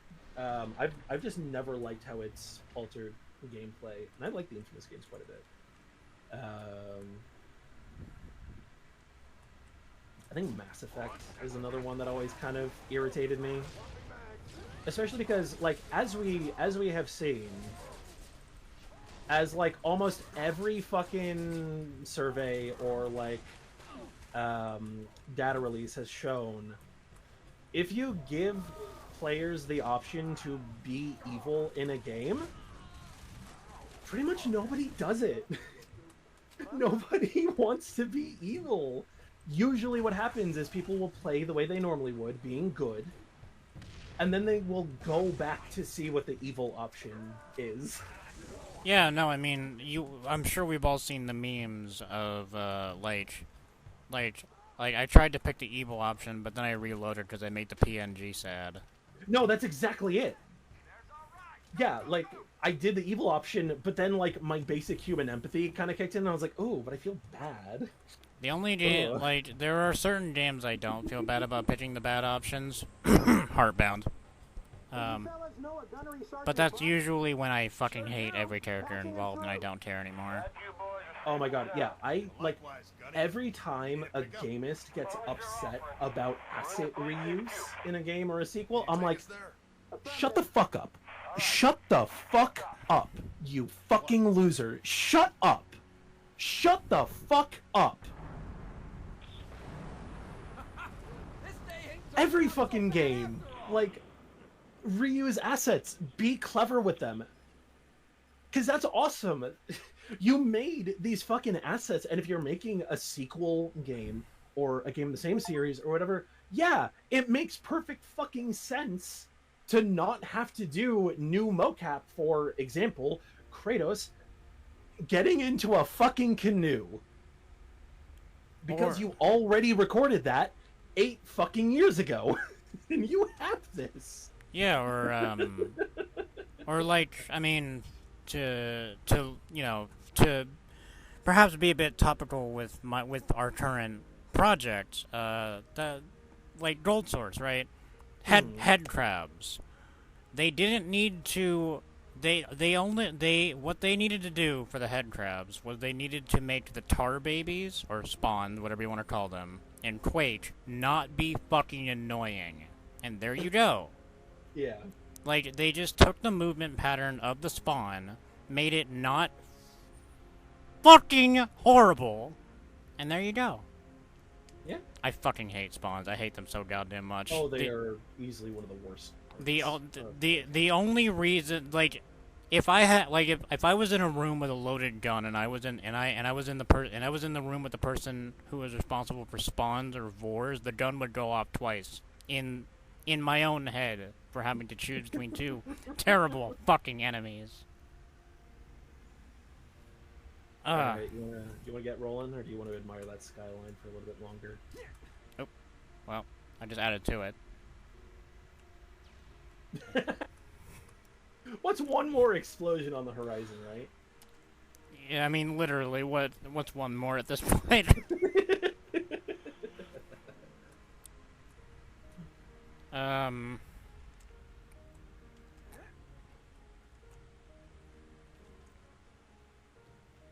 Yeah, ultimately, like, most people fundamentally want to do the thing that's good. Like, you know, the only time that being evil is interesting is, in my opinion, when your game is built from the ground up for you to just be the villain. That's it. Mm-hmm. Like, 'cause, like, Somebody asked me when I was playing Half-Life, and they saw me murk a scientist. Like, oh, do you do genocide runs? I'm like, actually, no, I normally don't, but I just, but he just mildly annoyed me, so, I was joking, like, no, I actually normally don't fucking kill all these scientists, but this time I just kind of want to. Yeah, I don't know what it is with me and just murdering every fucking scientist I see. It's kind of a force of habit at this point. Like, I can't not do it. The ones that I truly hate, the ones that I truly, like, quick save and murder constantly are the ones that walk slower than your run speed, and you have to wait for them. Yeah. Like, fucking Rosenberg in Blue Shift, I swear to God I shot him, like, 12 times, because... Oh, yeah. Like, when he said, oh, slow down, Mr. Calhoun. Like, no, motherfucker, this is not a Sunday drive situation. Yeah, how about you speed the fuck up, buddy? I shot him you can't empty a full clip of the M4 into his fucking skull, but I emptied a full clip of single bullets into his fucking skull. I was so mad. In terms of games breaking the fourth wall, it depends on the game, like with pretty much anything. If the game... Like, if there's just, like, a little Easter egg that breaks the fourth wall, that can be really fun. If your game is designed from the ground up to break the fourth wall, a la the Stanley Parable, which, like, that entire game is a fourth wall break, yeah, that's really fun and really cool, and I really enjoy that. As with pretty much anything in games, it's not a matter of X idea or concept is bad. It's more how are you executing upon X idea or concept. Because most things, I'm not going to say anything because like there's always an exception, and I'm sure you have already thought of one, but like most things can be put in a video game and it can be fun. Like there are ways to make a lot of things fun, or at least like base level interesting.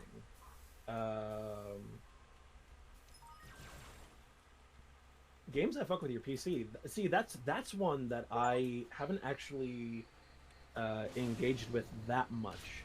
I have played some horror games that do fuck with your PC a little bit, or like a little like they'll fuck with files, or they'll like open like external applications or whatever when you close them or something. Stuff like that I think is really fun, and it kind of adds to like the atmosphere, and I think that's really well executed. In places. I kind of wish you did see more games. Hello, Rozzy. Oh, okay. I'm taking damage from this dude, and he's not actually hitting me, which is kind of annoying.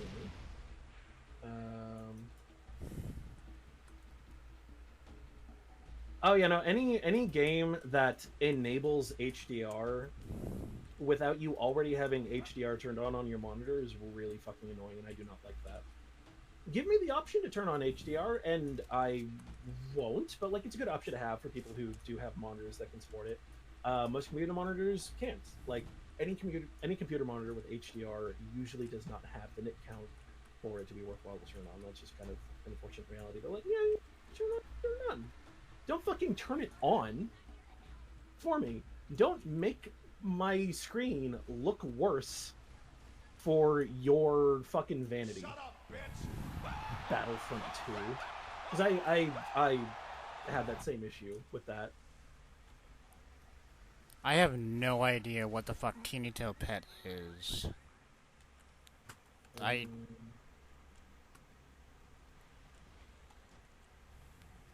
Yeah, I've never heard of Teeny Tail Pet either. And yeah, when it's quirky, it's fun. Like if it's silly and like the player is in on the joke, that's also really fun. You know, if the goal is to annoy, I mean, I don't think that's ever like a fun thing to do with a game, or like even a particularly interesting thing to do with a game. But you know, that's also like that's also very much my personal feelings towards it. The boy pussy subsystem uses boyfriends to generate cummy wummies to drive the missile from a position where it isn't a boy mother to a position where it is. God, I love that walk on. That's fucking great. That is fucking hilarious.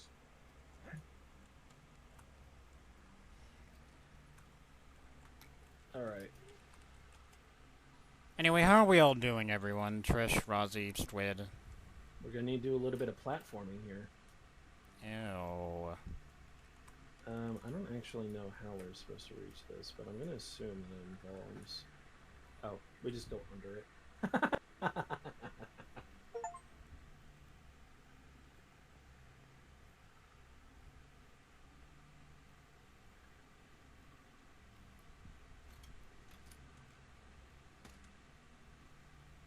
And Penny is playing a good game, though I think saying for once at this point is not really accurate. Penny's been playing a lot of good games lately, so you know.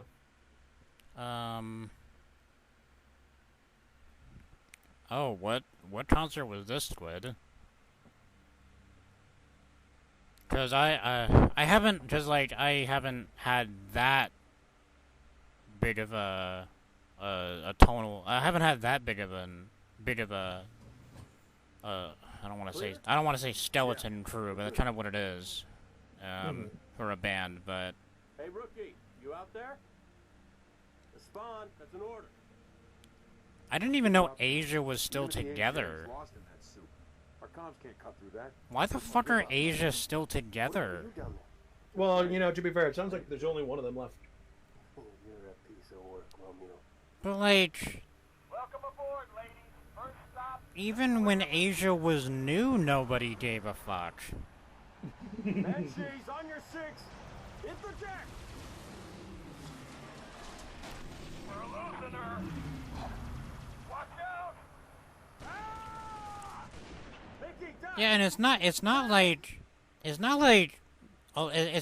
there are You hear me? there's like a majority of these men dead. They just fucked off.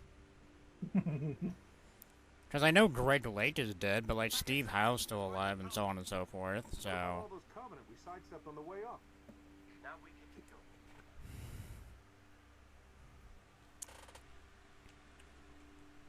Thanks for picking such a tall building. I'm really digging all these stairs. but you know, as somebody who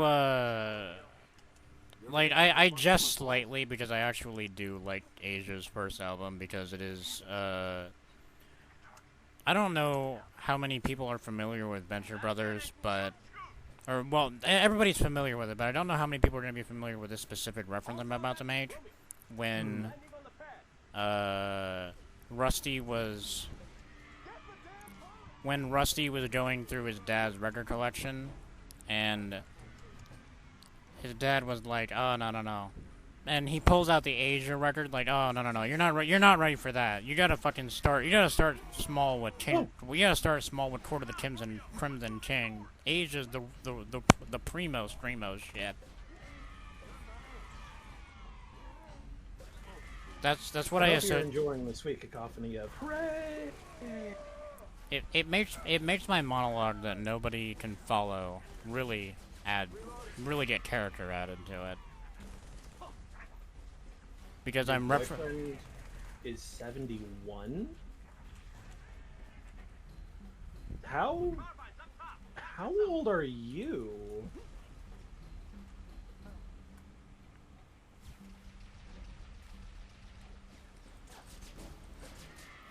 Oh, okay. Wow, I missed by like a millimeter. I hit the shield. Oh no, Squid. Like I don't have a boyfriend of that age, but I know the sentiment. What the fuck? Come on, Romeo. I'll look in a second, Rozzy. I appreciate your patronage. You're a valued member of this business team. At least that's what Penny keeps saying. Oh yeah, speaking of valued members of the business team, I suppose I should do my annual shill of the microphone crowdfunding effort. Has anybody else contributed to it? I don't believe so. Alright, listen up, you motherfuckers. It is officially time for all of you to give a single dollar to the microphone fund, because I personally am fucking sick of hearing every fucking plosive that Penny makes. We can fix this. This is a fixable problem. That's all. Yeah, and it's not like the solution can just be we'll just stop doing that. That's not how language works. I think so. Sometimes it's just too easy. Squid, you may be the only person. I'm not even saying that negatively. You just might be the only person who said that. Oh, I'm saying it very pejoratively. You are the only person. These boys won't listen. I'm sure Rosie appreciated when during Raven Cheap when I wanted to kill myself and all the pops.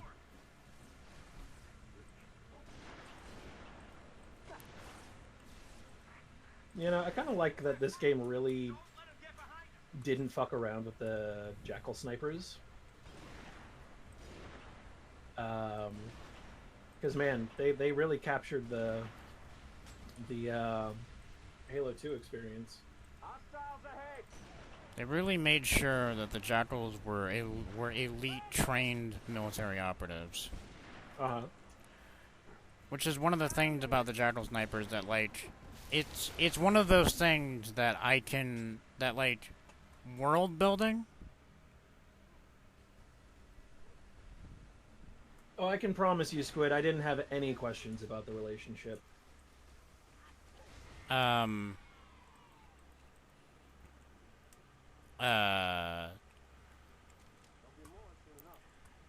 Like the Jackal sniper is like, you know what? Yeah, these make perfect sense for a military force to have, but to play against, they can be really annoying. They fucking suck. But I also appreciate that with this, they actually recognize like the way.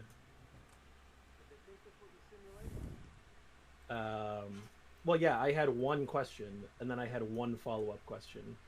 Well, I had one question, and that was it. I didn't have. I had no follow-up questions. Is what I mean.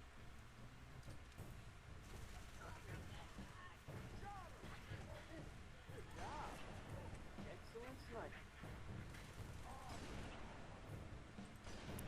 Put it back, you little cunt.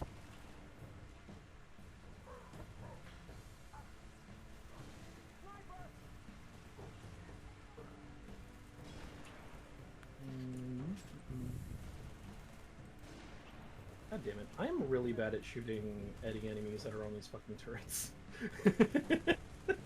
I miss with such regularity. It's actually a little bit embarrassing. But anyway, yeah, consider contributing to the microphone crowdfunding.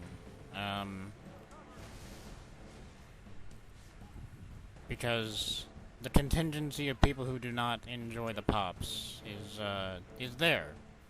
And you know what? If people are willing to pay for it, I'm not going to stop them. And I would encourage all of you to pay for it. I have already contributed my contribution. At least my current contribution. We're almost there.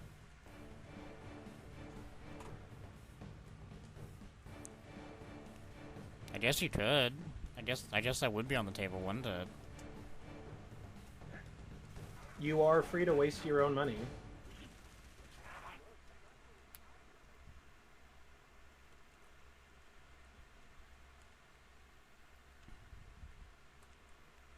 I could make it worse by like.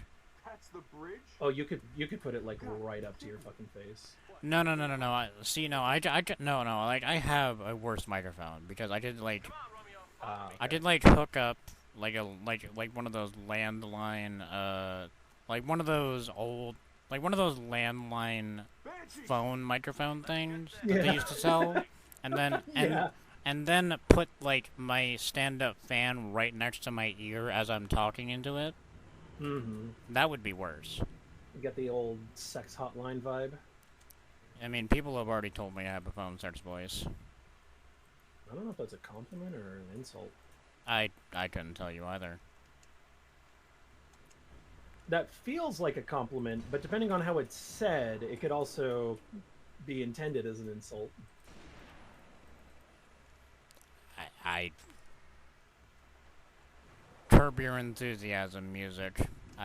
That's all that's playing in my head right now. I don't got any other thoughts. Yeah. One of my old managers made me do every announcement at our store because she said that I had a voice for radio. Well, better than a face for radio. Yeah. I mean, I don't know what the fuck she was on about. I don't have a particularly excellent presentational voice, but You know, it's one of those things that, like, I struggle with this too, where, like, when somebody compliments my voice, I'm just immediately like, I don't hear this the same way you do. So like, I'm not accepting it. I'm not accepting the compliment, but it's also like, I cannot go further with this because I cannot hear my voice the same way you do. yeah. See, I don't have that issue specifically. For me, it's just like, no, I don't have like a good like radio announcer voice. I don't have my voice is relatively my voice doesn't have any like bass to it. It doesn't have any like particular rasp. It's a bit too high pitched, a little too clean, for lack of a better word. Which is just not the kind of voice that you know, that radio presenters usually have. So I was like, no, I think my voice isn't good for radio, actually. My voice is good for plenty of other things, just like not this one specific thing. That's what I take issue with.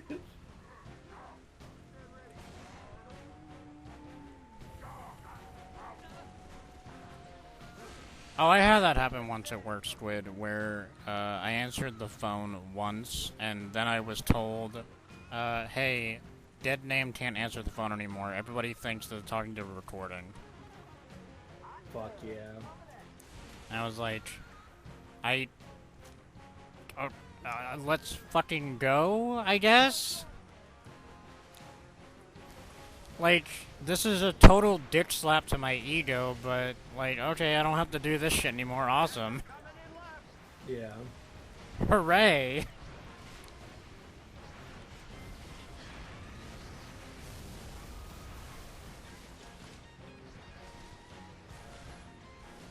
We did it, class. We saved Gamerica.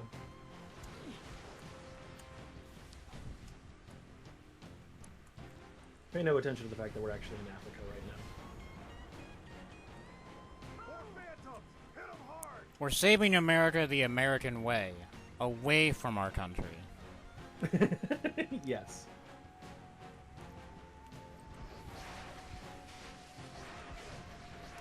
Because, look, this game may not have been released in the Bush administration, but it has the spirit of the Bush administration.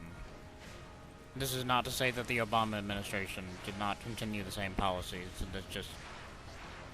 It's just the spirit of the Bush administration is alive and well in this game.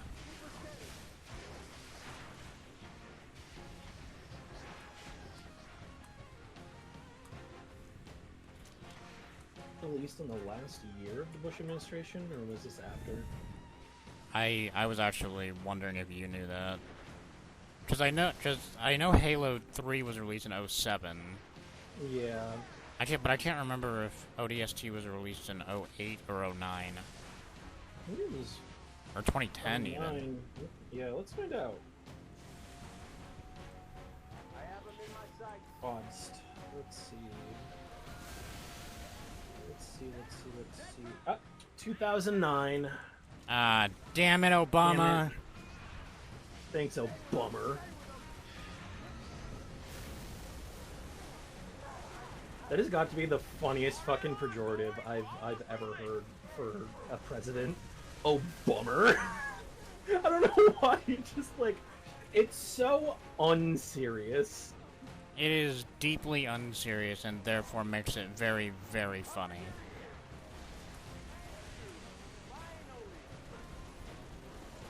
Which is like, buddy, did you really think that you were onto something with this? I mean, the same way that every dipshit on TikTok and YouTube Shorts for months on end were making shitty rap songs with "Let's Go Brandon." Yeah.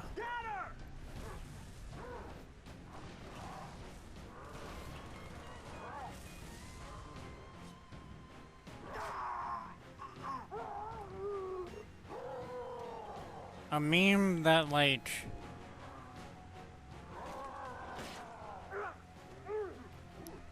was a meme that's really only funny if you look at the actual news clip, and that's it.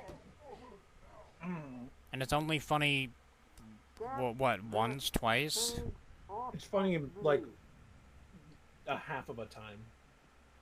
Because it's like, okay. The news reporter obviously can't say what the NASCAR crowd is actually saying.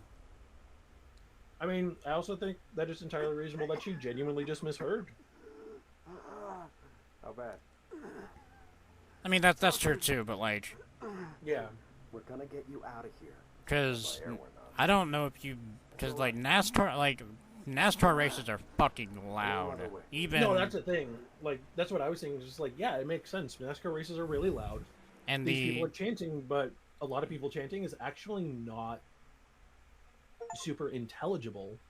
And it makes entirely sense that, yeah, let's go Brandon. That sounds about right. All right. Especially because, like, for a television production, they usually mic the crowd correctly. So therefore, the crowd can be heard better on television than it can be in live in the building or the arena or whatever. Mm-hmm. Which is why, if you watch a wrestling show, there's times where the crowd can be audible, like heard clearly, crystal clearly, but the wrestlers are sitting there confused, like, what the fuck are they saying? Yeah.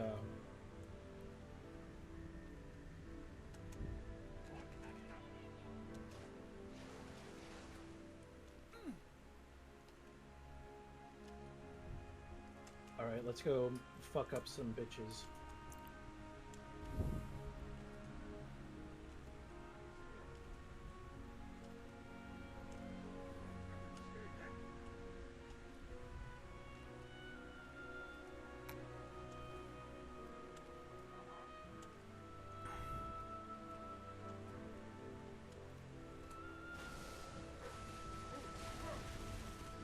Oh, I remember those fucking phone calls quite vividly. Like, oh, what time do you close? Well, we had an automated system before you got through to me that told you the hours, so, those. Thank you.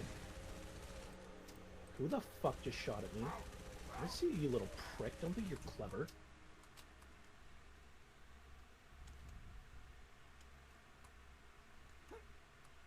The nerve of some people. The absolute gall of it all. The fucking caucasity. Okay, no. I thought I saw a green light on that door. Turns out it was not, and I am not.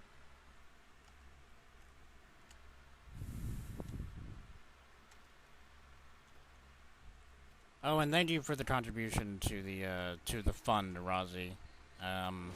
For some reason, the Nightbot message did not go off for that. Oh, it did. Oh, did it? I just didn't see it Yeah, then. no, I'm seeing it. I Roger apologize. the Jester contributed $15 towards Logitech C922X Pro plus Blue Yeti Nano -TH. Well, I apologize for not acknowledging it then. I'm actually more upset that, I swear to God, I set this every single fucking time before a stream. I would like Nightbots, or I would like Streamlabs to play a fucking alert when that happens. And it never saves it. Yeah. I mean, My raid notifications have been broken for over a year at this point, and no matter how many times I fucking said it, like, it doesn't actually play the raid alert when I get raided, and there's just nothing that I can do to fix that, so far as I can tell, because it never works. I've done everything, it just doesn't do anything. And it's kind of to the point where I'm like, okay, well, there's really no point in trying. Yeah. I think the only thing you can do at this point is to just have a rate of is like to have a little channel point redeem for 1 point saying I rated. Yeah. And then it's just whatever you wanted your fucking raid noise to be. It's the one that I have. So, you've been in Emmy's chat when I Yep. the friends community, yeah? Mm-hmm. Yeah, that's the one. I thought that was your follow noise. I don't think so. I don't remember, actually. Been a long time since anyone followed me while I was live. I always end up getting followers, like, while I'm offline. And it's just like, okay, wait, why? Like, I'm not upset, I'm just confused. Who's to say? Yeah.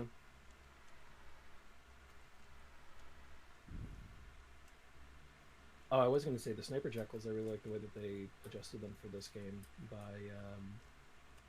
making them always miss their first shot. And then, you know, landing on subsequent ones, because it lets you know that they're there.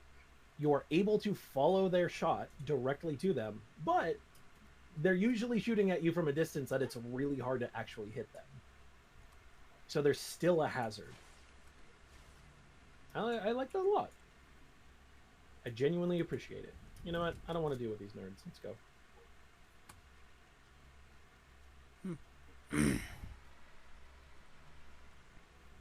Thank you, you know, thank you, Nightbot. Thank you for showing the Discord. Yes. Because, you know, in Halo 2, you could round a corner and just instantly get fucking domed. Which was always which a is bad time. Which is generally what happens in my Discord whenever there's an everyone ping. Mm-hmm. Or when the people pick wrong options in polls. Oh, the most recent one kind of hurt me. Just the wrong choice. We're gonna get you out of here.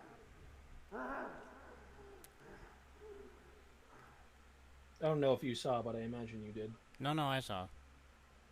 No, I know. I know what won. And that, I'm gonna be honest, that was a surprising outcome to me. Yeah. I don't know. I feel like the Super Hot is just... Can I be honest? I don't think Super Hot is actually a very fun game.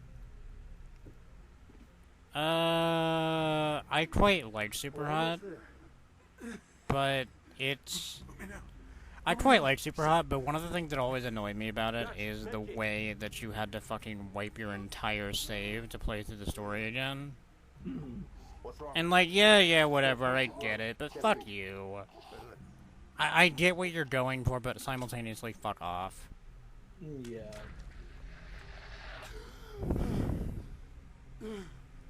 Better? Now what? Trains ran underground up to the old city. We're gonna find one of the tunnels. Walk on out of here. I don't know, like that in conjunction with Bullet Witch was just like, man, really? Really? Yeah, Really? like, Get the door. Bullet, I like every game that I put on these lists. Every game that I put on these polls, I have no actual qualms with playing, whether they be the good or the bad option. But because like I'm in charge of what goes on there, I know what's going on there, right? But that has to be one of the most surprising winners, I'd say. The most surprising, I'd say. Yeah. Because, like, it's not Super Hot 1, it's the sequel. And Which I think is worse than the original. And Bullet Witch, a game that... This means we're screwed, right? Frankly, I didn't even think that other people knew existed. If I had to guess, people just voted for Super Hot because Super Hot is a popular and cool game that people really like. That would make sense, but... It'd be like if you put fucking Ultra Kill with Alyssa. Like, no, the people are voting for Ultra Kill. They don't care about the other option here. Well, we thought that would be the case with The Legend of Zelda: Ocarina of Time, and it lost multiple times. Yeah, and thank fucking Christ for it. And what was another popular game that lost pretty surprisingly? There was another one that was like really surprising that it ended up losing. Oh, Resident Evil 4. That was another one I was really surprised lost. That one I feel... I feel or I hope that... Oh no. Oh, you died? Okay. I did the same thing that you did. Oh. While trying to be more careful about it. I just slid off. Well, if I'm gonna let you in, I'm gonna let you in a little secret. I actually fucking hate Ocarina of Time. I don't like it, but it has also been about 10 years, so maybe now I would like it. It's also a sub game, so I have to play it. If you didn't like it 10 years ago, you're not going to like it anymore with time. Honestly, time has made the N64 Zelda games just worse and worse, in my opinion. I don't think they're terrible, like, far from. I hate playing them.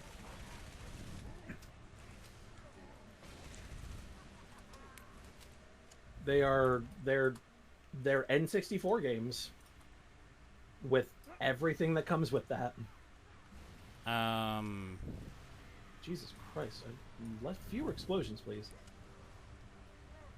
Buddy, you walked in front of my fucking bullets, asshole. But yeah, no, like fucking yeah, no, Resident Evil 4 might be one of the other shocking ones. Like, oh, how did this lose?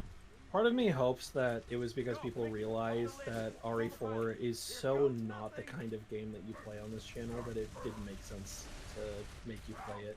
Oh, Lord knows that's not the case. We know that's not the case. So part of me wants to believe.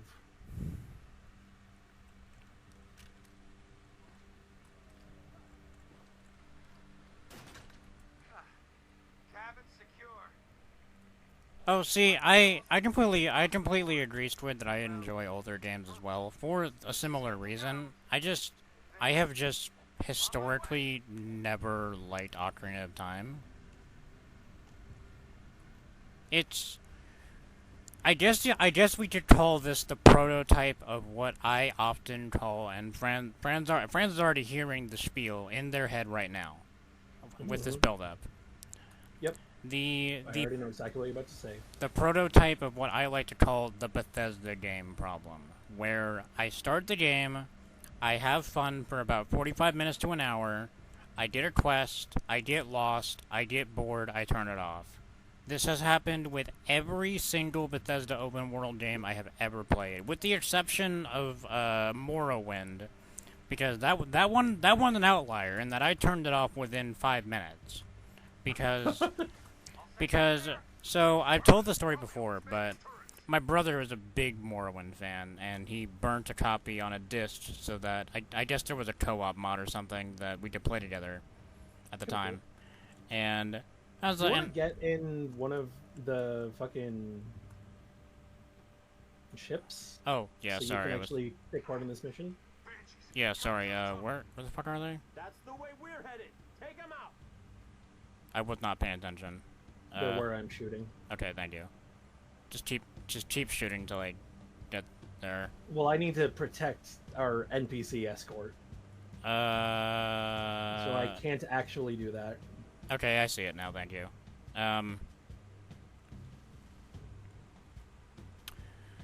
What was I saying? Oh, so Morrowind I turned off after about 5 minutes because my brother, he wanted to play it with me, because with, like, some co-op mod or whatever that was available at the time, but he was trying to show me how to play the game first, which I appreciated because most people would just try to teach you as they're playing it with you, and that may not be the best solution for some people.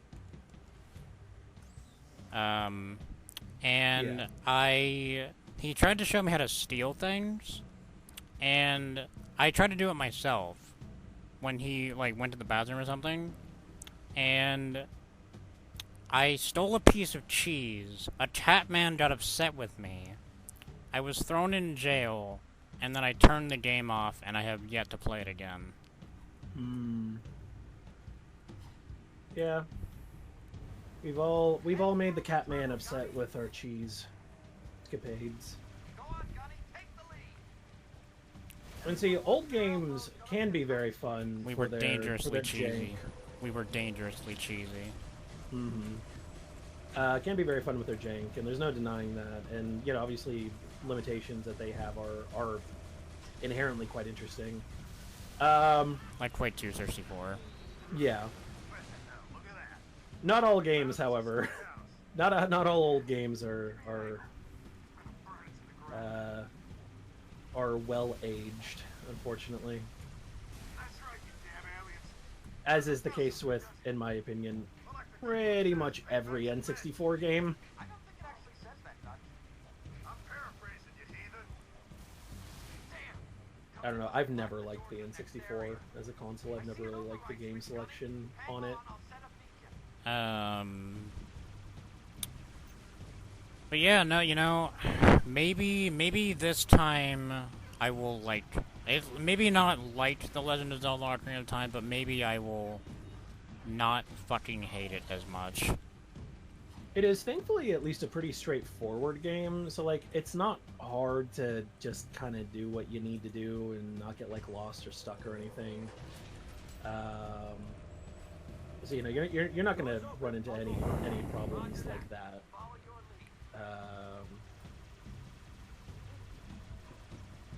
Well,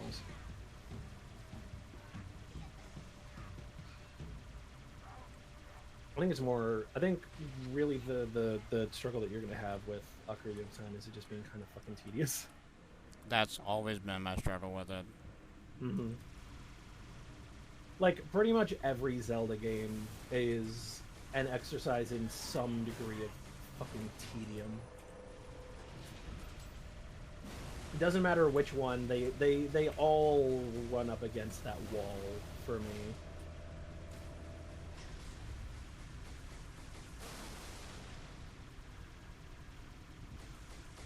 Even the ones that I like Twilight Princess and Skyward Sword. There's just kind of a underlying vibe of tedium coursing through them at all times. The variety of games here is what you describe, but also far more vast than that, because I am one of the rare people on Twitch who I can't say necessarily just plays whatever the fuck I want, but it's more like I have never limited myself to. I've never really wanted to limit myself to the same game or the same type of game ad infinitum. I mean, the Golden Source Legacy project aside, because I have a purpose. I mean, for that's a separate, that's a separate concept. That's a concept in and of itself that requires playing a lot of the same. A lot of the same type of games, but there's also enough variety in those games from game to game. It's like, okay. Yeah. Oh, crumbs, we gotta... Alright, hold on, I'm coming. I've never played Halo 5, Rozzy. I have no dog in this fight. See, I'm curious what about Halo 5 you enjoy. I'll be honest, I quite strongly disagree, but I mean, I want to know like what your reasoning is. I have also never talked to anyone who likes Halo 5 as well, so I'm kind of like I'm curious about it on that end.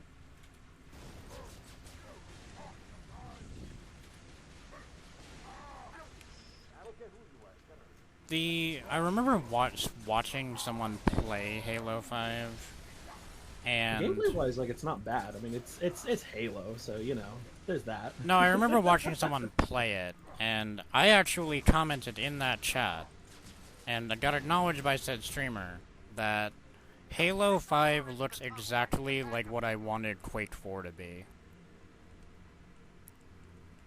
And I don't know if that sentiment would actually hold true if I played it, but just looking at it, I'm like, wow, I really wanted Quake 4 to be this. Oh, that's not what I meant to do.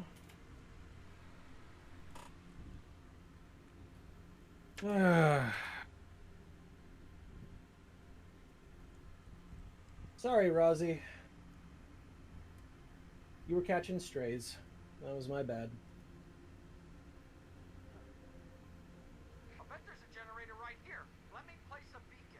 The classic your message popped up at the exact same moment that the thing I was trying to click popped up.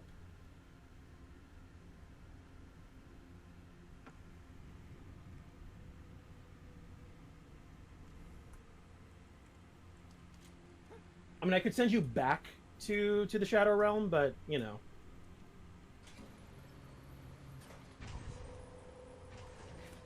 If you wanted, of course.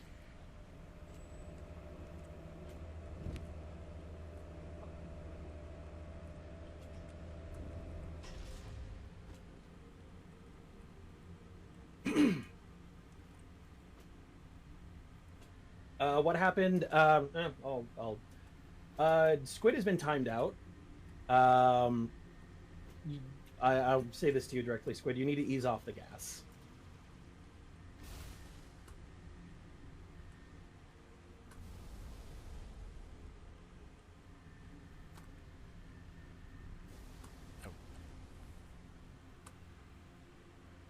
I don't think I've actually heard Halo 5's multiplayer even be talked about.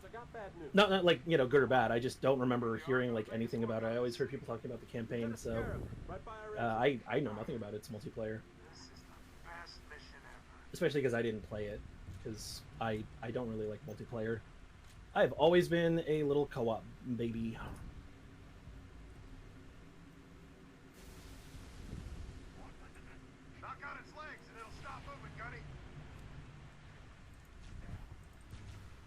I think the campaign mostly suffered from a distinct feeling that 343 had no fucking clue what they were actually trying to do with it. Like, the marketing for the campaign is so vastly different from, like, what the campaign actually was. And it really just came off as like, oh, you guys kind of didn't have, like, a plan for this, did you? Or whatever plan you had, you probably had to, you know, readjust partway through. Or something.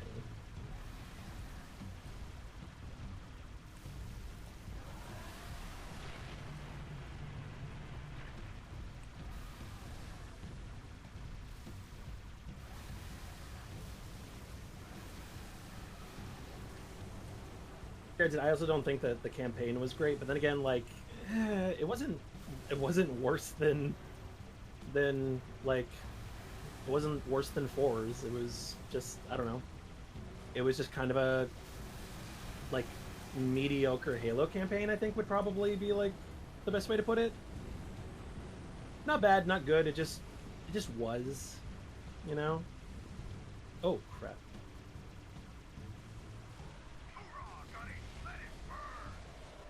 I didn't even know that Halo 5 had a...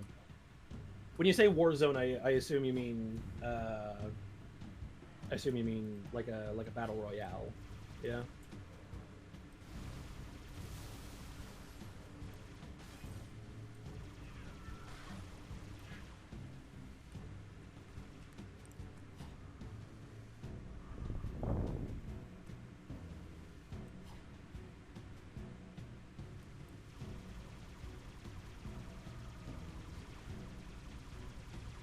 This is like actually information that I don't know.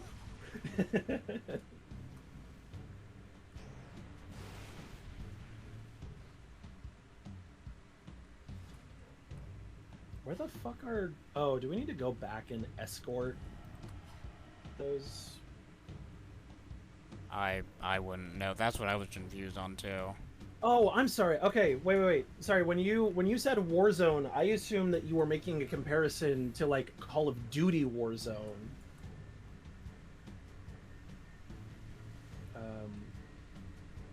Okay, but like Warzone was like actually the specific game mode within Halo 5.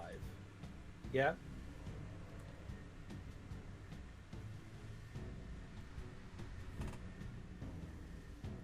I'm really fucking confused. What is going on?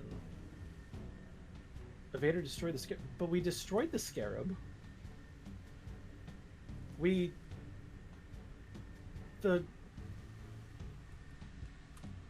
The Scarab is literally dead.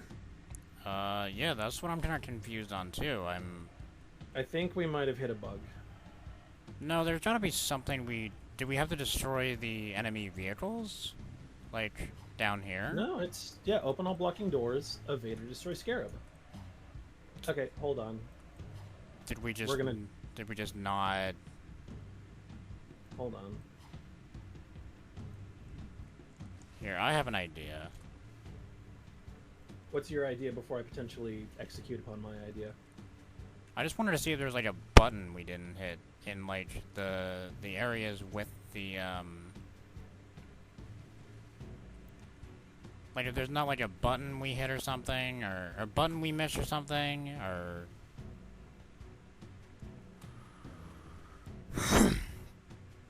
No, I mean we did exactly what we had to do. what was your plan? Just kill them? Yeah, I mean it would probably make more sense to kill ourselves. Here, jump off the bridge. 1 second, just I will do that in just a moment, just so I can absolutely confirm that there is nothing bugging over here. Oh, I've flown around this whole area. Oh wait, there's one enemy right here, and maybe that's it, but I can't imagine that would actually be causing anything.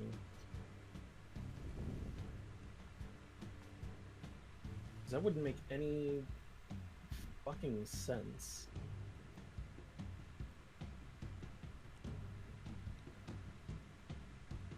What summer sale games did you buy? There's no fucking way that this is the game functioning as intended. Yeah, no, I've obviously never gotten this far, so I'm confused, and I'm on a different level.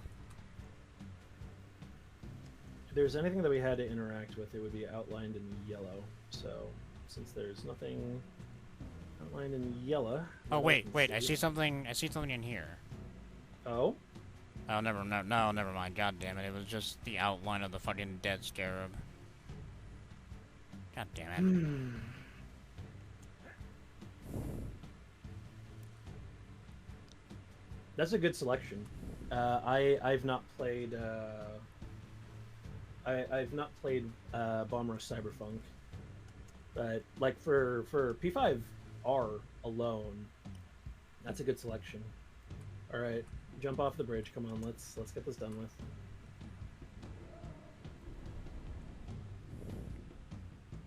All right, let's try to figure out.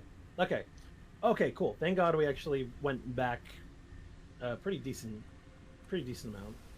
Oh, I think I just heard a bork. A what? Okay. Bark from you, from your dogs. Did it not?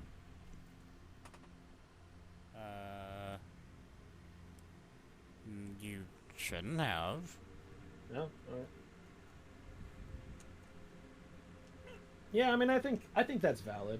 Open all blocking doors. Okay. Sorry, 1 second.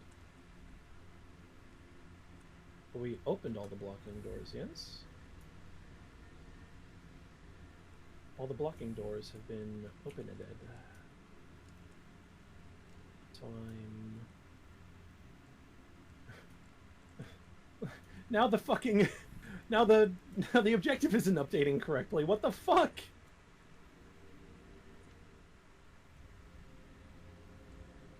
The fuck? We might actually have to go back further because this isn't working. Or we might just need to skip this fucking level. I don't know what's happening. I'm so fucking confused. Okay, hold on. ODST escort. Machine bug.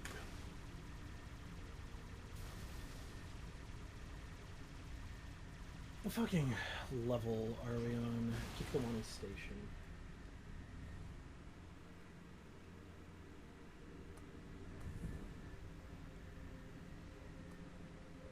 Okay. What the fuck? Okay, there's apparently a switch we have to push over here? You got a scarab right by our exit. What the fuck? Oh, are you fucking kidding me? Oh my god, is that actually all it was?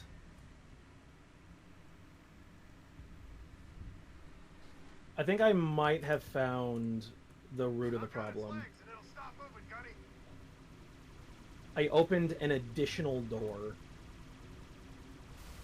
So are you saying that the additional door opened was the problem, or that you opened an additional door and that being closed was the problem? No. This additional door, I think is what we were supposed to open, and we didn't actually open all the doors that we were supposed to. I see.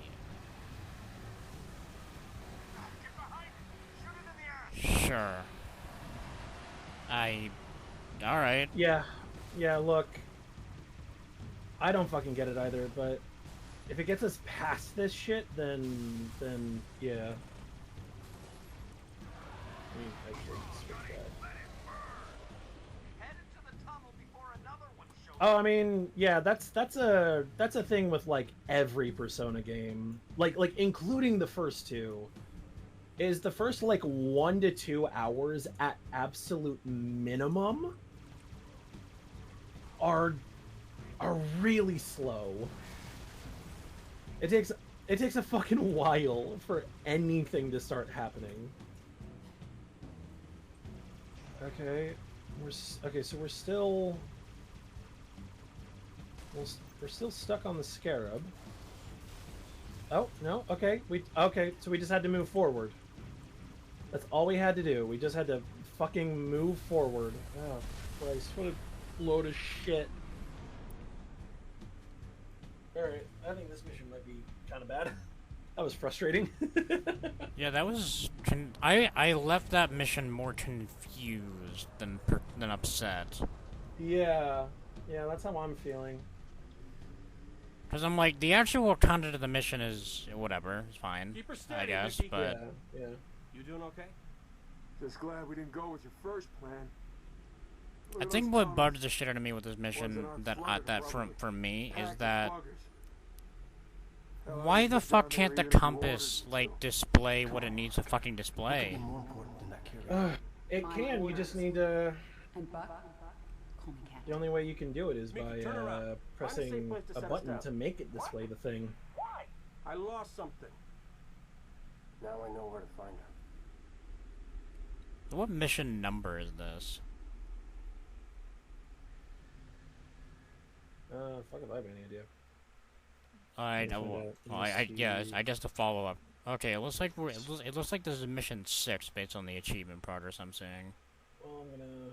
Alright, so we've got mission 1, 2, 3, 4, 5, 6. We're on, we have 1, 2, 3 more missions. Oh, okay. Captain Veronica Dare. Yeah. My beacon What was it, getting too hot in your office? No, no, it's good. I can make it through the next. I can make it through the next hour. Cool. Oh yeah, that's right. You do have that thing to do in like 45 minutes. Yeah. 45 minutes.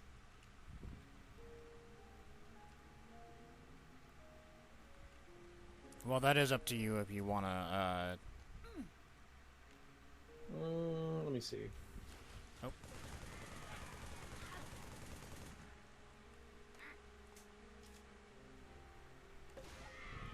I don't actually know how long. Because what I'm thinking is, whatever we don't accomplish, we can just whatever we like don't accomplish today, we can just do before or after spend co-op.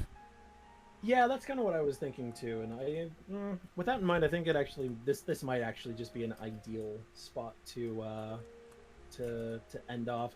I can hang out and talk for a little bit, but I think ending OST here makes sense. Okay.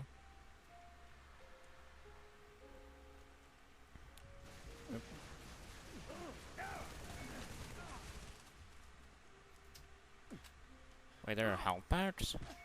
Yep. Oh. This is the second Halo game to actually feature health packs out of 3, I believe. Does it feel weird that I had never come across a single fucking one? Oh, there's been a bunch. They're just kind of scattered around, and they automatically apply. Oh. You know.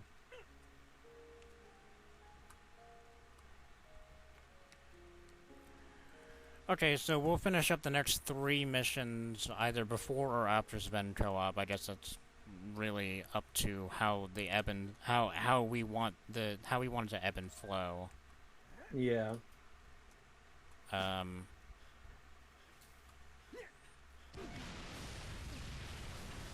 You were betrayed by the base 12-1. Press X if you want to boot this player from the game. Any guests of the base 12-1 will also leave the game. All right. Well, here, let me do you a favor. Let me make this easier on you. I've never gotten that message before in a game, but that's so fucking funny. Huh? I've never gotten that message in a game before, like, hey, you've been friendly fired like 3 times. Do you want to fucking let this asshole leave? Yeah, this person's being a dick. You want him to fuck off? And yeah, the first few hours of every Persona game is, yeah, fucking mind-numbing sometimes. And it makes it difficult to makes it difficult to replay.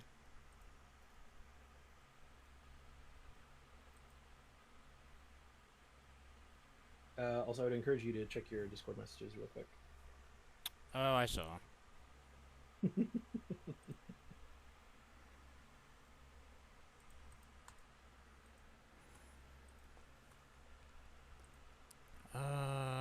Well, I fucking... It does make it difficult to get into. Yeah. It takes a while. Once it gets going, it's really fun. But yeah, it takes a little bit too, like, exactly too long to start being fun.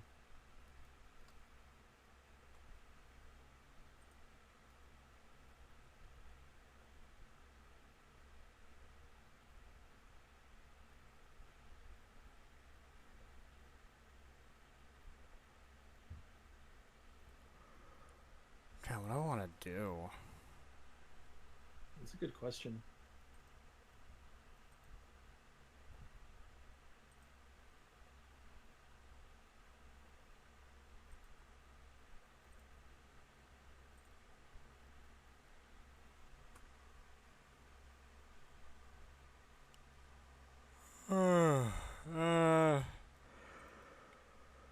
Well, I guess I should do the Quake mod before I run out of energy. Probably should, yeah.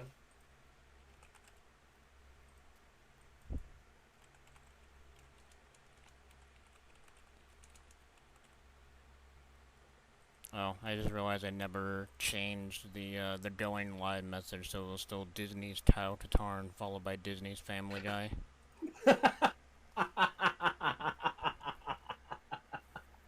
Oh my god. I changed everything else, not that.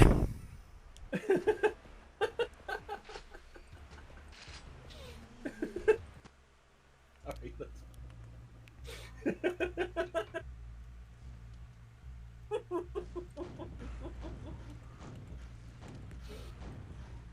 Oh, Jesus Christ. I'm so sorry. That was... I'm sorry, Disney's Kyle Katarn just landed really hard for me. Yeah, I think I've put that in the title or the live message for every single time I played Dark Forces or Dark Forces 2. I'm pretty sure, and I'm positive I remember. I'm just... It never gets old. No, it never does.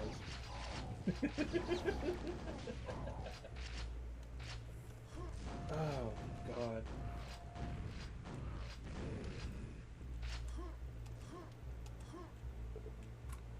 What? Oh, that's right. What the fuck? Can you fuck off up there?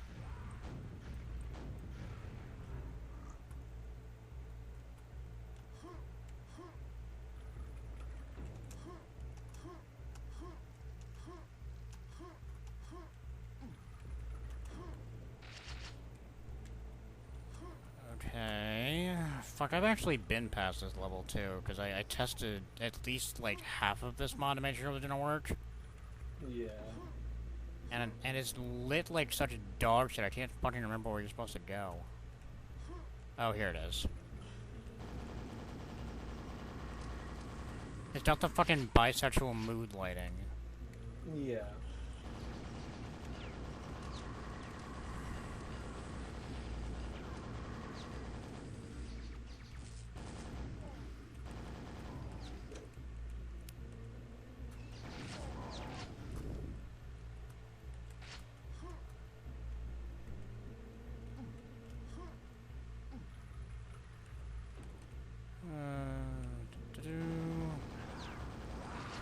Oh, it's everyone's favorite, the Vor. Oh, it's dead.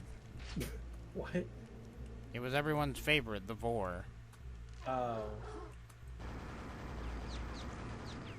I genuinely didn't register what you actually said.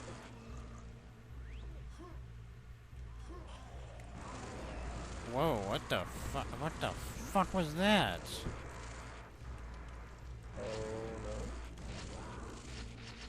So this game, like, when it comes to like ladders in Quake 4, because instead of like doing what most mods with Quake ladders, like Quake mods with ladders do, they just have you run up it or something. Yeah. Like stairs. That just has a teleport for it. Which, like, okay, fine, right? Whatever, I don't care. But this one had 2 teleports for ladders in a row. Oh. And I was deeply confused. I can see that being really disorienting. And yeah, Watch Dogs 1 is like really fucking weird and disorienting if you've played Watch Dogs 2 first. Because Watch Dogs 2 is a lot better in like pretty much every way.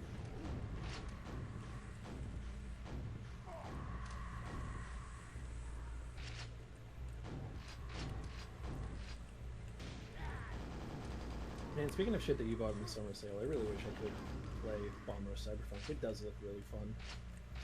It is quite enjoyable. But we all know, well, I know, maybe not everyone knows, but I know I know why you cannot. Yeah, yeah. Oh, not playing Legion is a very smart choice for your health. Both mental, physical, spiritual. I've heard nothing but I've heard nothing but terrible things about Watch Dogs Legion. Yeah, it by all accounts it's not very good.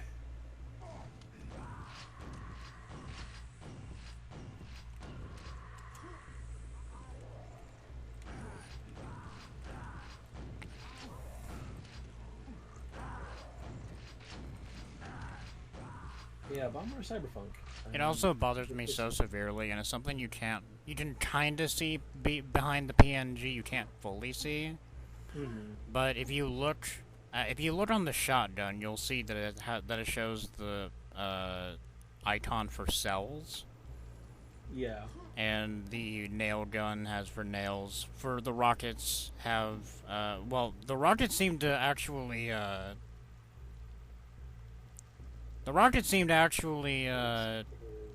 dishwasher?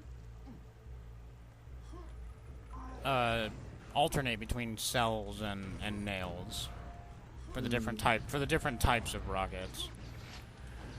Because for reasons I can't quite understand, this game implements the multi-rocket feature that one of the Quake expansions added. I think it was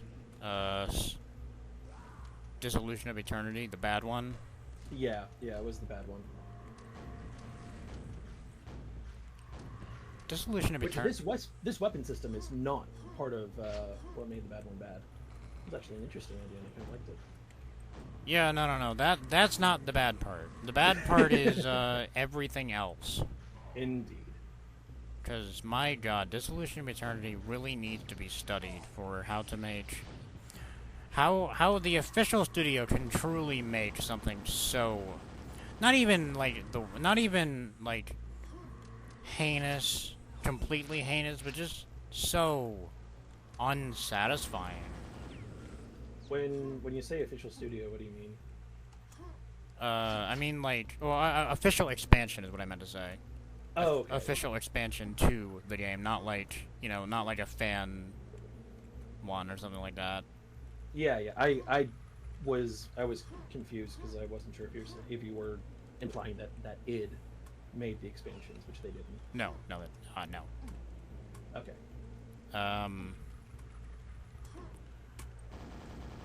I am disappointed for you, on your behalf, Rozzy, for having been excited for Watch Dogs Legion. I can only imagine how painful that was. This reminds me of when I try not to use this term so flippantly, but when I think it's fair to say when my friend gaslit me into thinking that Kingdom Hearts was good, and then I bought it, and I sit with that on my shelf every day. I can't get rid of it. It's gone down in value. Yeah. I to this day cannot find the appeal of Kingdom Hearts. I know it's there for some people, but it is not, and perhaps never will be for myself.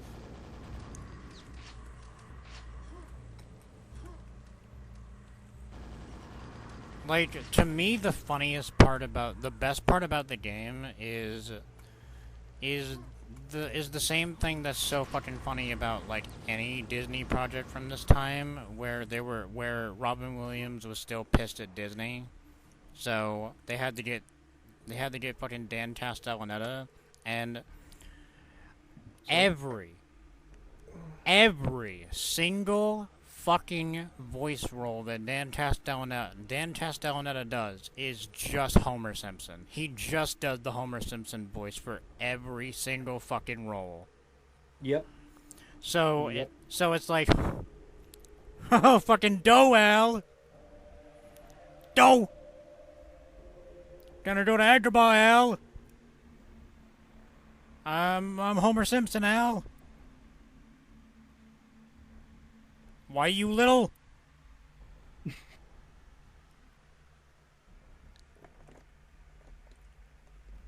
And it's like, it's so fucking funny how, like, no, like, Dan Castellaneta is not a bad voice actor, but it's one of those things that, like, how did you not look at his entire body of work before this point, and to that point, and not realize maybe he's not the guy we should use for this? Yeah. His talent aside, he is very talented, and I I admire his work, but I admire his work and dedication, especially to sound exactly the same after like 30 plus years. Like, and I mean that very sincerely, because it's very hard to keep your voice trained for that long. But no, it's really not like it is. That is not a trivial task. Because like Julie Tabner, the voice of Marge, oh, she's sounding rough. She's sounding like she's sounding like the Marlboro Blacks are winning. It's not sounding good, but yeah. And Dan Castellaneta, he sounds basically the same as he did 30 years ago. But that said, in turn, I know him as Homer Simpson, and every fucking voice role he does is Homer Simpson. Yeah.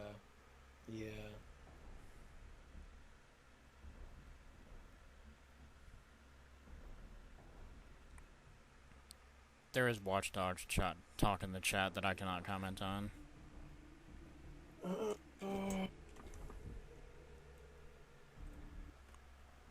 I'll be honest, I don't actually remember Josh at all. If I remembered him, I could probably comment on him being a good autistic character, but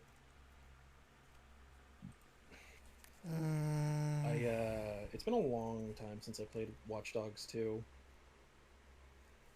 And the likelihood of me going back to it is remarkably slim. I don't think I've ever played a Watch Dogs game. I mean, I don't think they're anything that you would enjoy.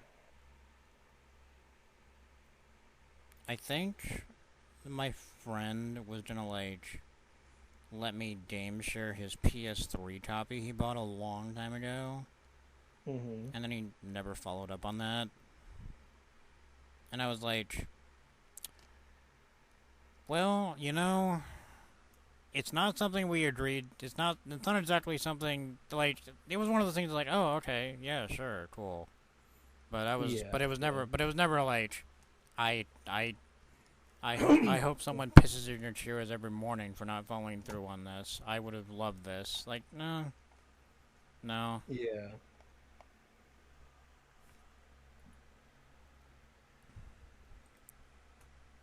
You are speaking to potentially one of the most autistic GTA fans of all time, so that is a tall task to convince me of that, Rozzy.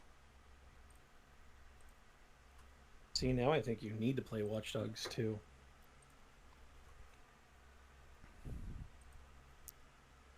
Perhaps so. Perhaps so.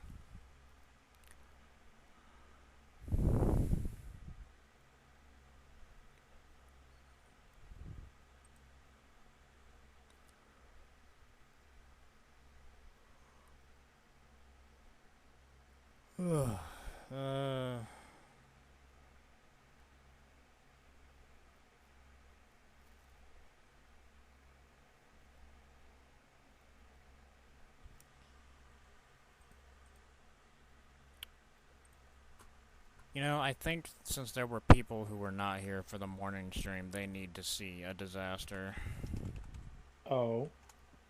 And what would that disaster be? I'm kind of concerned now.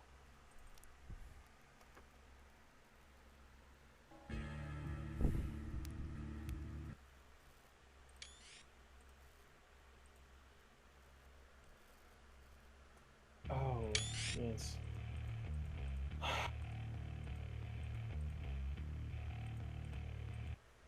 And yeah, that volume slider really is all the way up every single fucking time you launch it.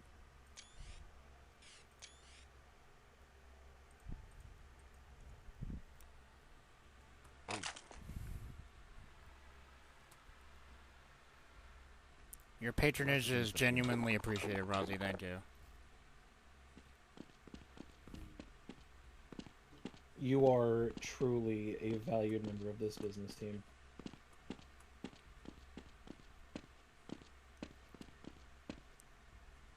Now let's remember the controls class. Right click, jump. Crouch, spacebar.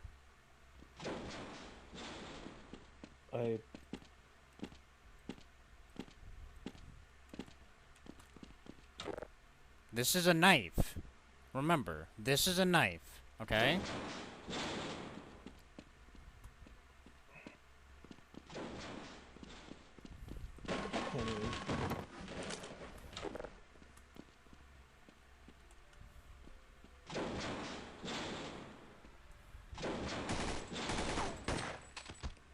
This handgun is the most powerful handgun in the world.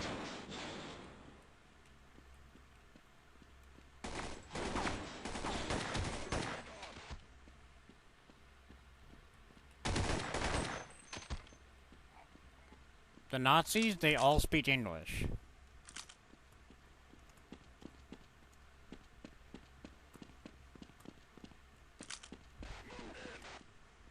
You hear that? That's English. That is decidedly English.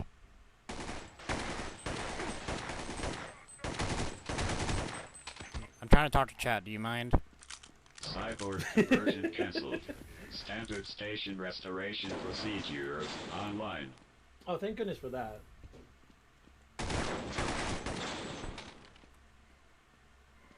There's almost no point in even using this MP40 that they call a PPSH-41, which that's not what that is. Okay, hold on. Wait. Is the icon for it in the menu a Papa Shot? Yep. What the fuck? Yep. I'm so confused. It'd be one thing if you had the icon correct, but you were still calling it a Papa Shot. But you have a Papa Shot icon. You just have the model be an MP40.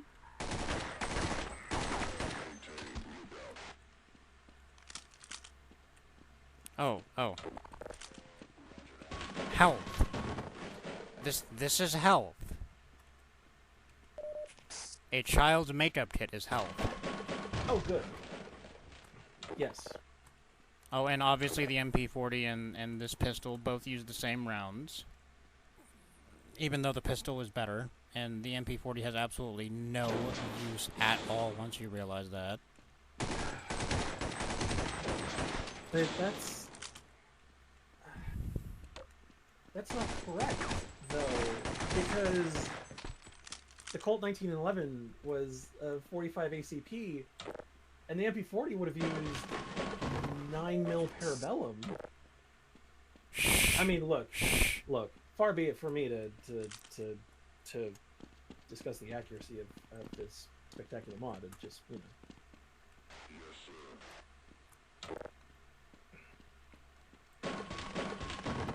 What is this child's makeup kit? That is health. I mean, to be fair, I can see. Also, those are not cigarettes. Those are morphine threats. That's what those are. It looks like makeup. I'm not disputing that. But you called them cigarettes before, and I'm correcting the record that those are like 100% actually just morphine threats. Oh no, I knew what they are, but I was playing up that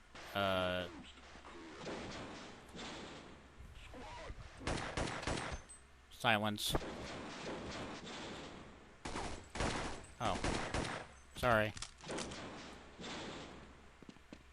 God, this is so like gray. It feels monochromatic, even though it like actually isn't. But like the entire level looks like it's in black and white, to the point where it's kind of distracting. Well, you don't like this Sin City bullshit going on here? I mean, Sin City was interesting, at least.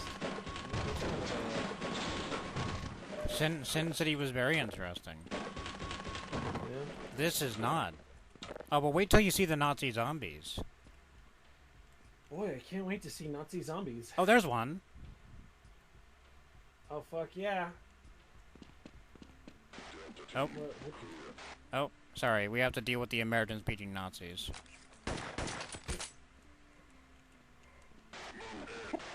Move in!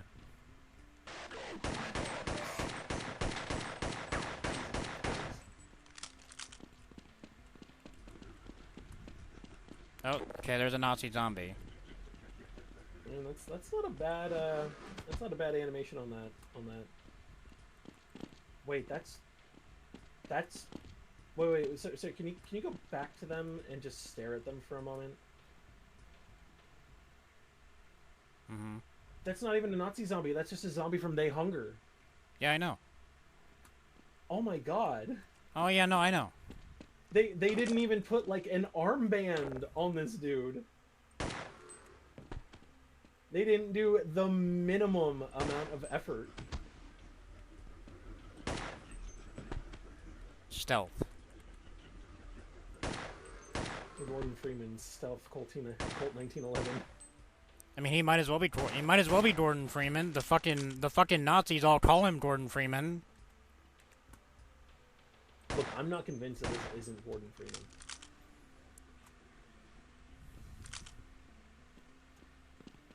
This is the real German Half-Life.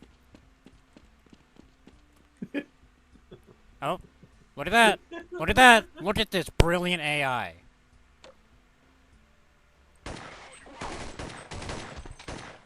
I don't see the problem. That guy just shot the other guy Yeah. in front of me. I Oh, I see. Oh, he has a duck hunting shotgun. Now he doesn't. I'm amazed. Like I said, this may be the worst Half-Life mod ever. I know that that's a tall task. I understand that there are many terrible mods in its wake. Yeah. But this may be the worst one.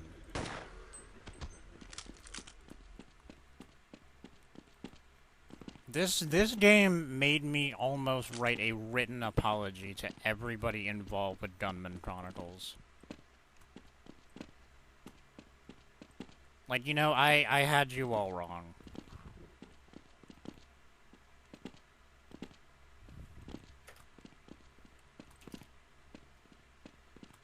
Oh, there we go. Yep, there we go. We have to go down the fun. We have to go down into the fun pit. Oh, no movement this level.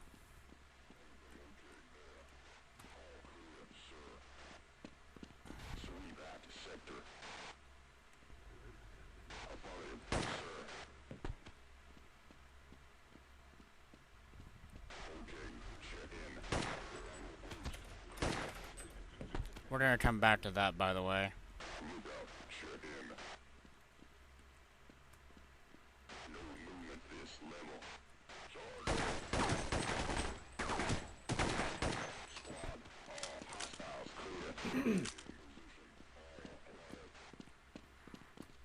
See this? Yeah, unfortunately. That's the button you have to hit. Okay, okay, more than anything else in this game, I really, or in this mod, I'm so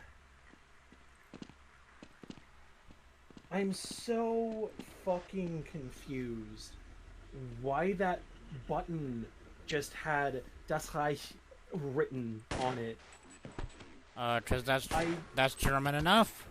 I know. I'm just.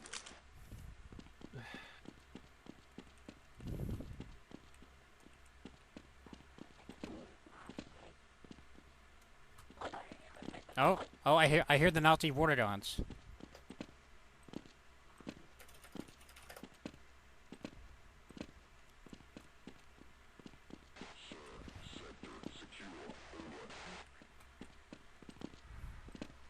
God, I'm just. It's okay. Look, it's okay. You can bask in the glory of this. Take it all in. I mean, fuck. I don't know what glory there is to bask in. Life is just fuck. Oh, by the way, if you bunny hop down these stairs, yeah, if you go too fast down these stairs, they're steep enough you can actually take fall damage. I need to see. I would need to go all the way back to the first level to show you, but... Oh, okay. Like, not those stairs specifically. Not these stairs like, specifically, okay. but they design other ones if you go down them too fast. No, I did see the ones in the first level, and I was like, okay, these look like they could cause fall damage.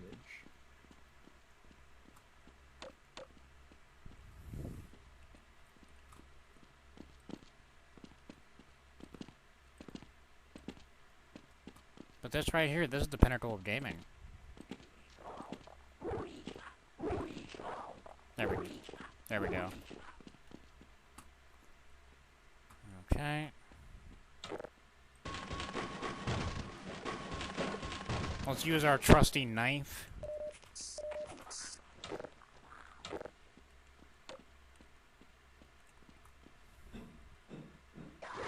Oh, I hear the Nazi border guns.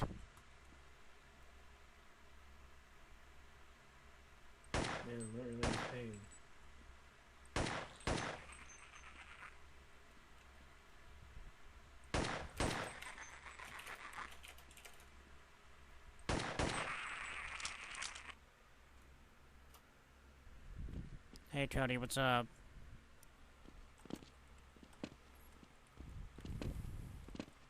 We're playing a Half-Life mod that I think is giving friends psychic damage. Possibly physical. Oh, here we go. Here's the duck hunting shotgun.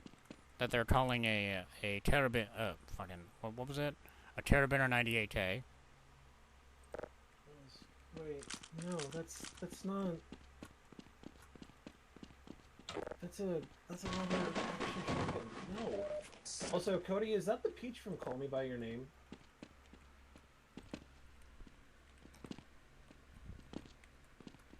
I feel like that's what that peach is. I'm sorry, what did you say this gun was? The one that, the model that I'm holding, not what I said. That's a lever action shotgun. It's not even a fucking rifle. Yeah, well, too bad. It's a Carabiner 98K. Okay, please never say anything like you just said that ever again. That game. I'm saying it the same way these assholes probably said it. I mean, possibly, yeah. Peekaboo. It's just a cum peach. I mean, so yes. So the answer is yes. Is what I'm getting. So, okay, serious question, memery aside, how are you actually supposed to say it? Excuse me, sorry. Carabina... Carabiner 98K. That's what it said, it's what it said up there. I'm just making sure, because that is the correct designation. Yeah, Carabiner 98K. I see, okay.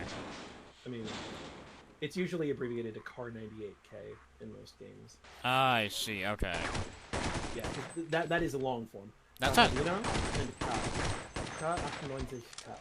Admittedly, that's actually why I was a little confused, because I always seen Car 98. I had never seen the full. Yeah, because it's Carbine 98. Carbine. Which is,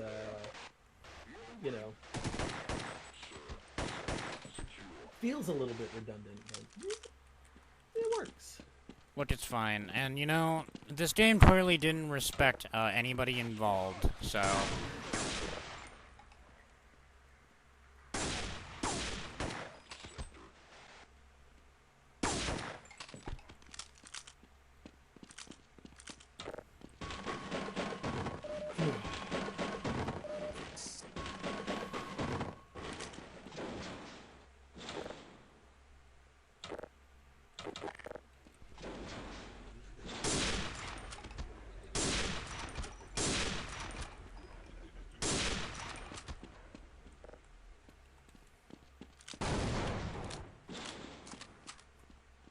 Alright, moving on. What? Oh.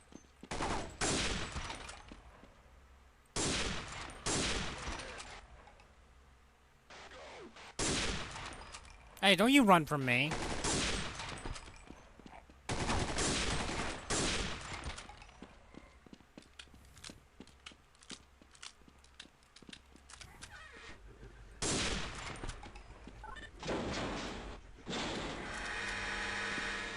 Oh, that was a terrible noise.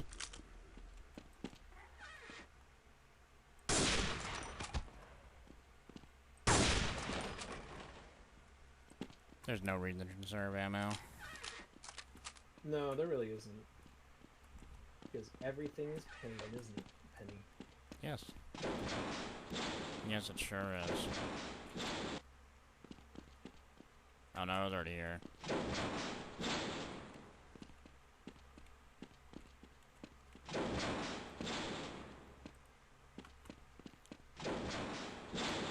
I meant to go.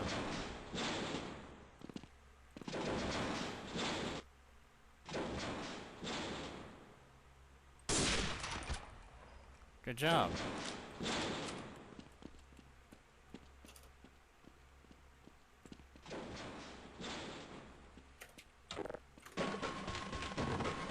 Alright.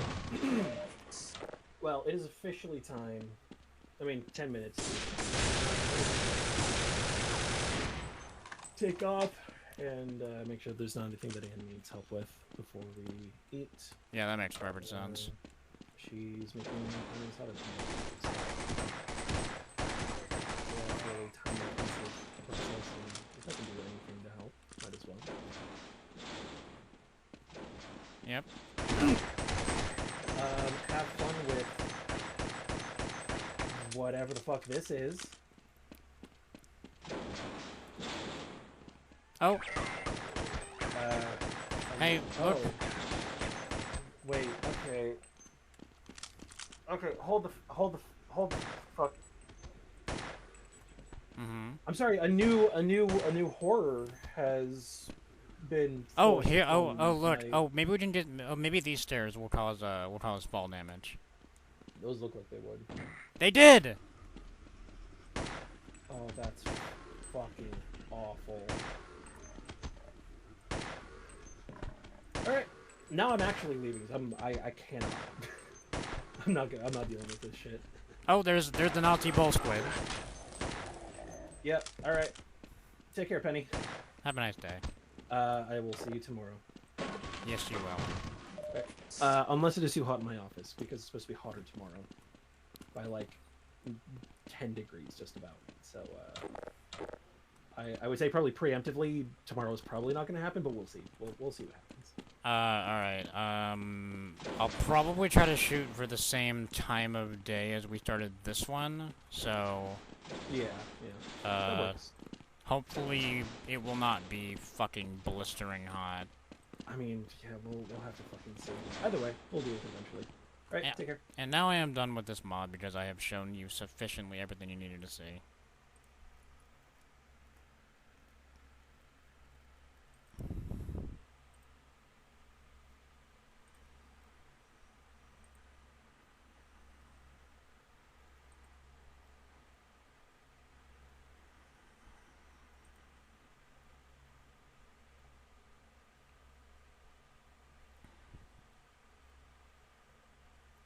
Cody, are you playing Disney Racism? I finally caught up to your Discord messages, boo.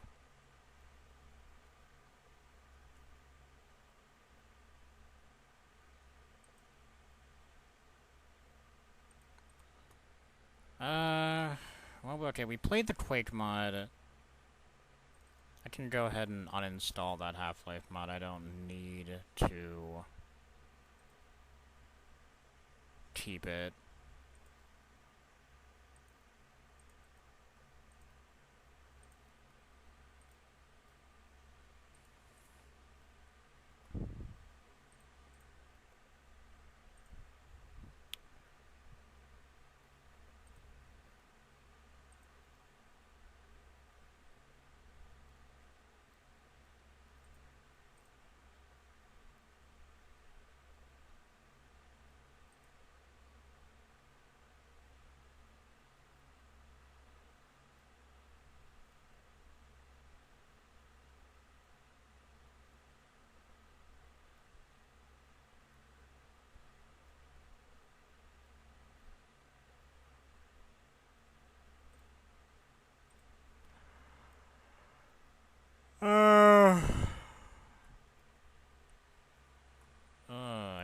fucking headache. I think I'm gonna...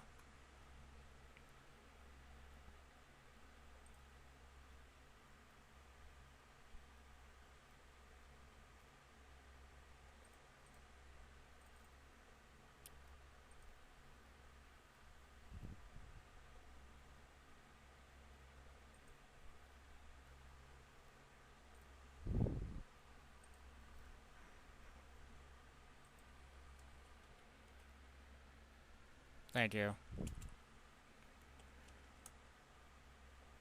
Oh, fucking, where does this one go?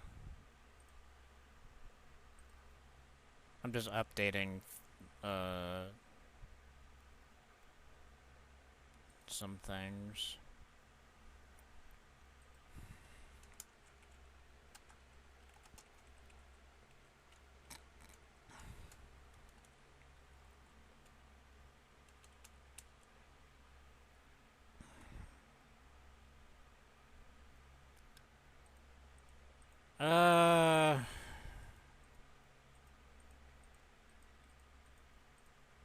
Yeah, I think I'm gonna wrap it up, actually. I'm starting to get kind of a headache, so...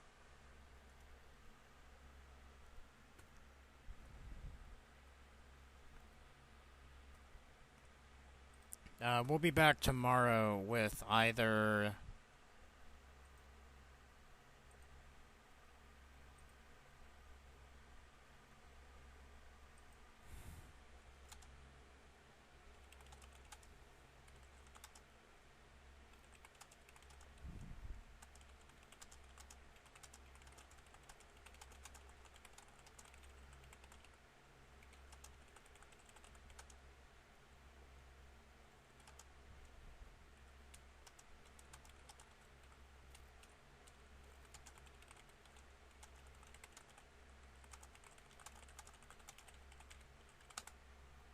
Oh, wait. Okay, before we leave, I would like to, I would like to accept the gifts from Rozzy. And give her her proper thank you for both of these. Yep. Okay, thank you. And a thank you. Both of these gifts are greatly appreciated, thank you so much, sincerely. Actually, speaking of, tomorrow, either in the, well, I was gonna do it today, but I didn't, it kind of slipped my mind until right now, but tomorrow, I'm actually gonna be doing my own giveaway of games, for anybody who uses GOG. More on that tomorrow, though, either... Well, we'll do it for the night stream, just so we can guarantee more people will be there. That said... What the fuck, what?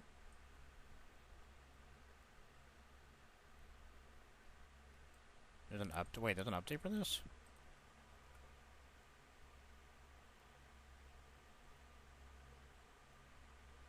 Oh.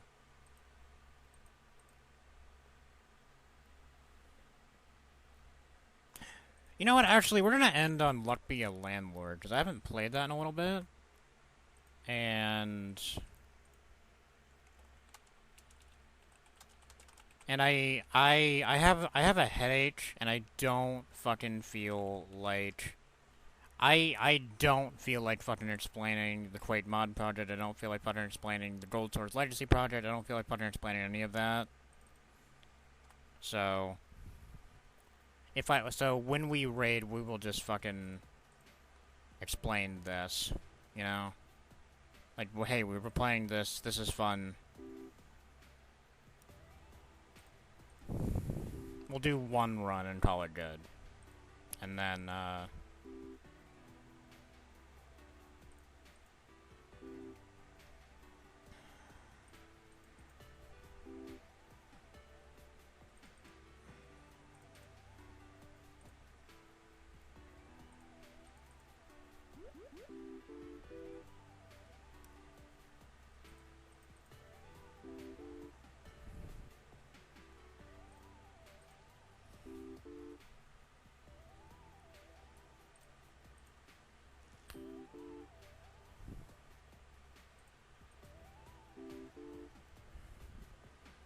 I love this game. I'm really happy Amelia gives it to me.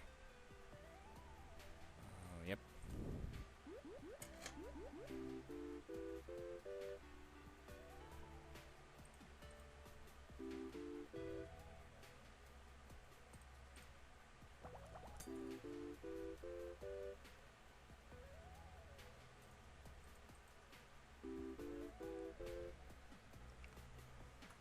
Yes, it is gambling. We ain't playing cards, but we're at the slot machine, baby. I really love this game too. I just don't play it nearly as much as Balatro.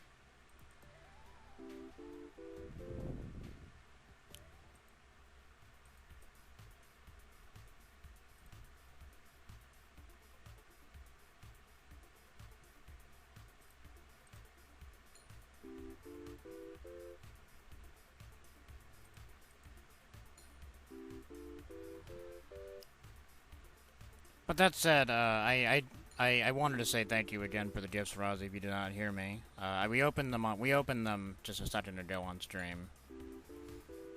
I do appreciate it very much. I will try to make the time, in any upcoming streams to play both of them. Currently, everything's a little packed right now because we had an unscheduled day off because of some distressing news that I got yesterday that I was just kind of not fucking feeling streaming.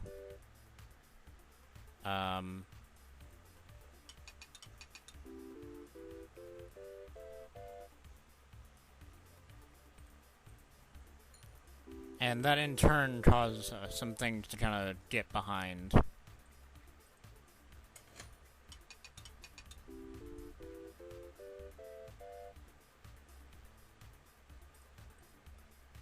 I will make sure to ping you.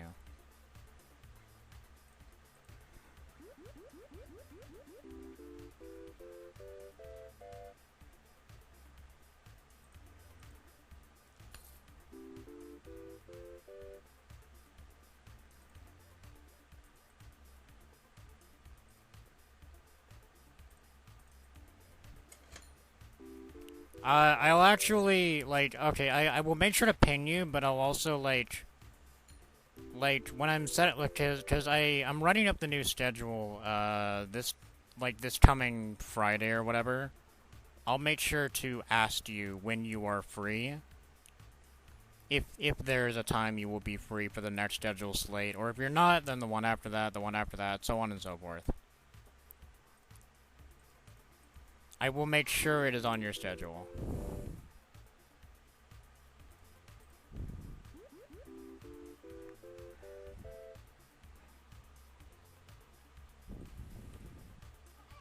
This is a surprisingly good run.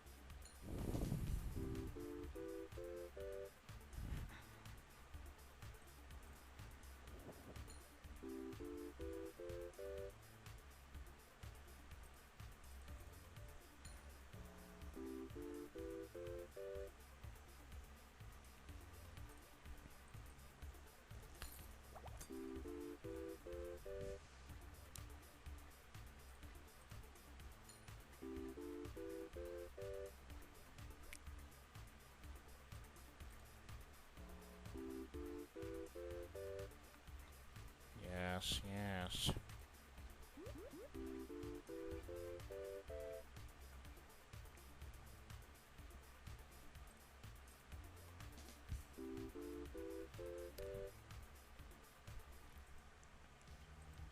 And after this, we will raid.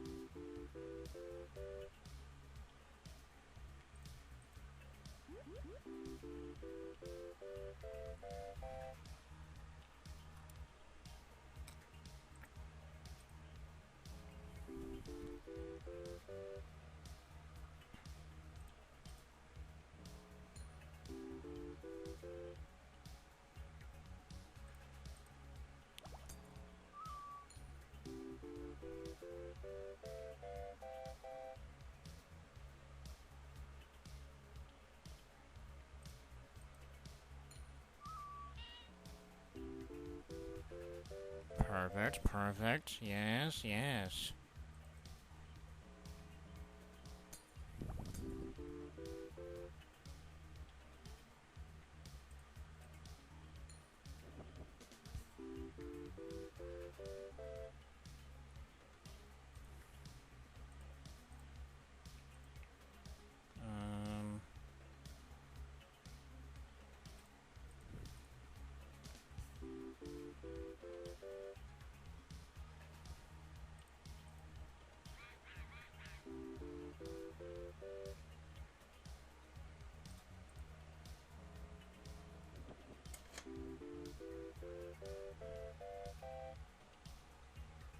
Okay, this could be the end of the line.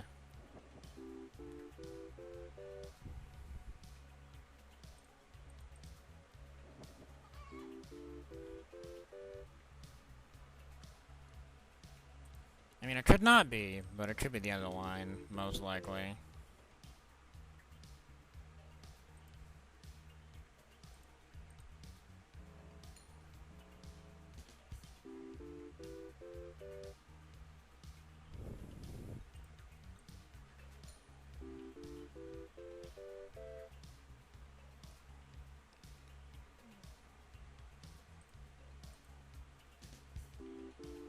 God damn it. Alright. That was it. That was our one run. That was our run. It went pretty well, actually, all things considered, but we're gonna leave now.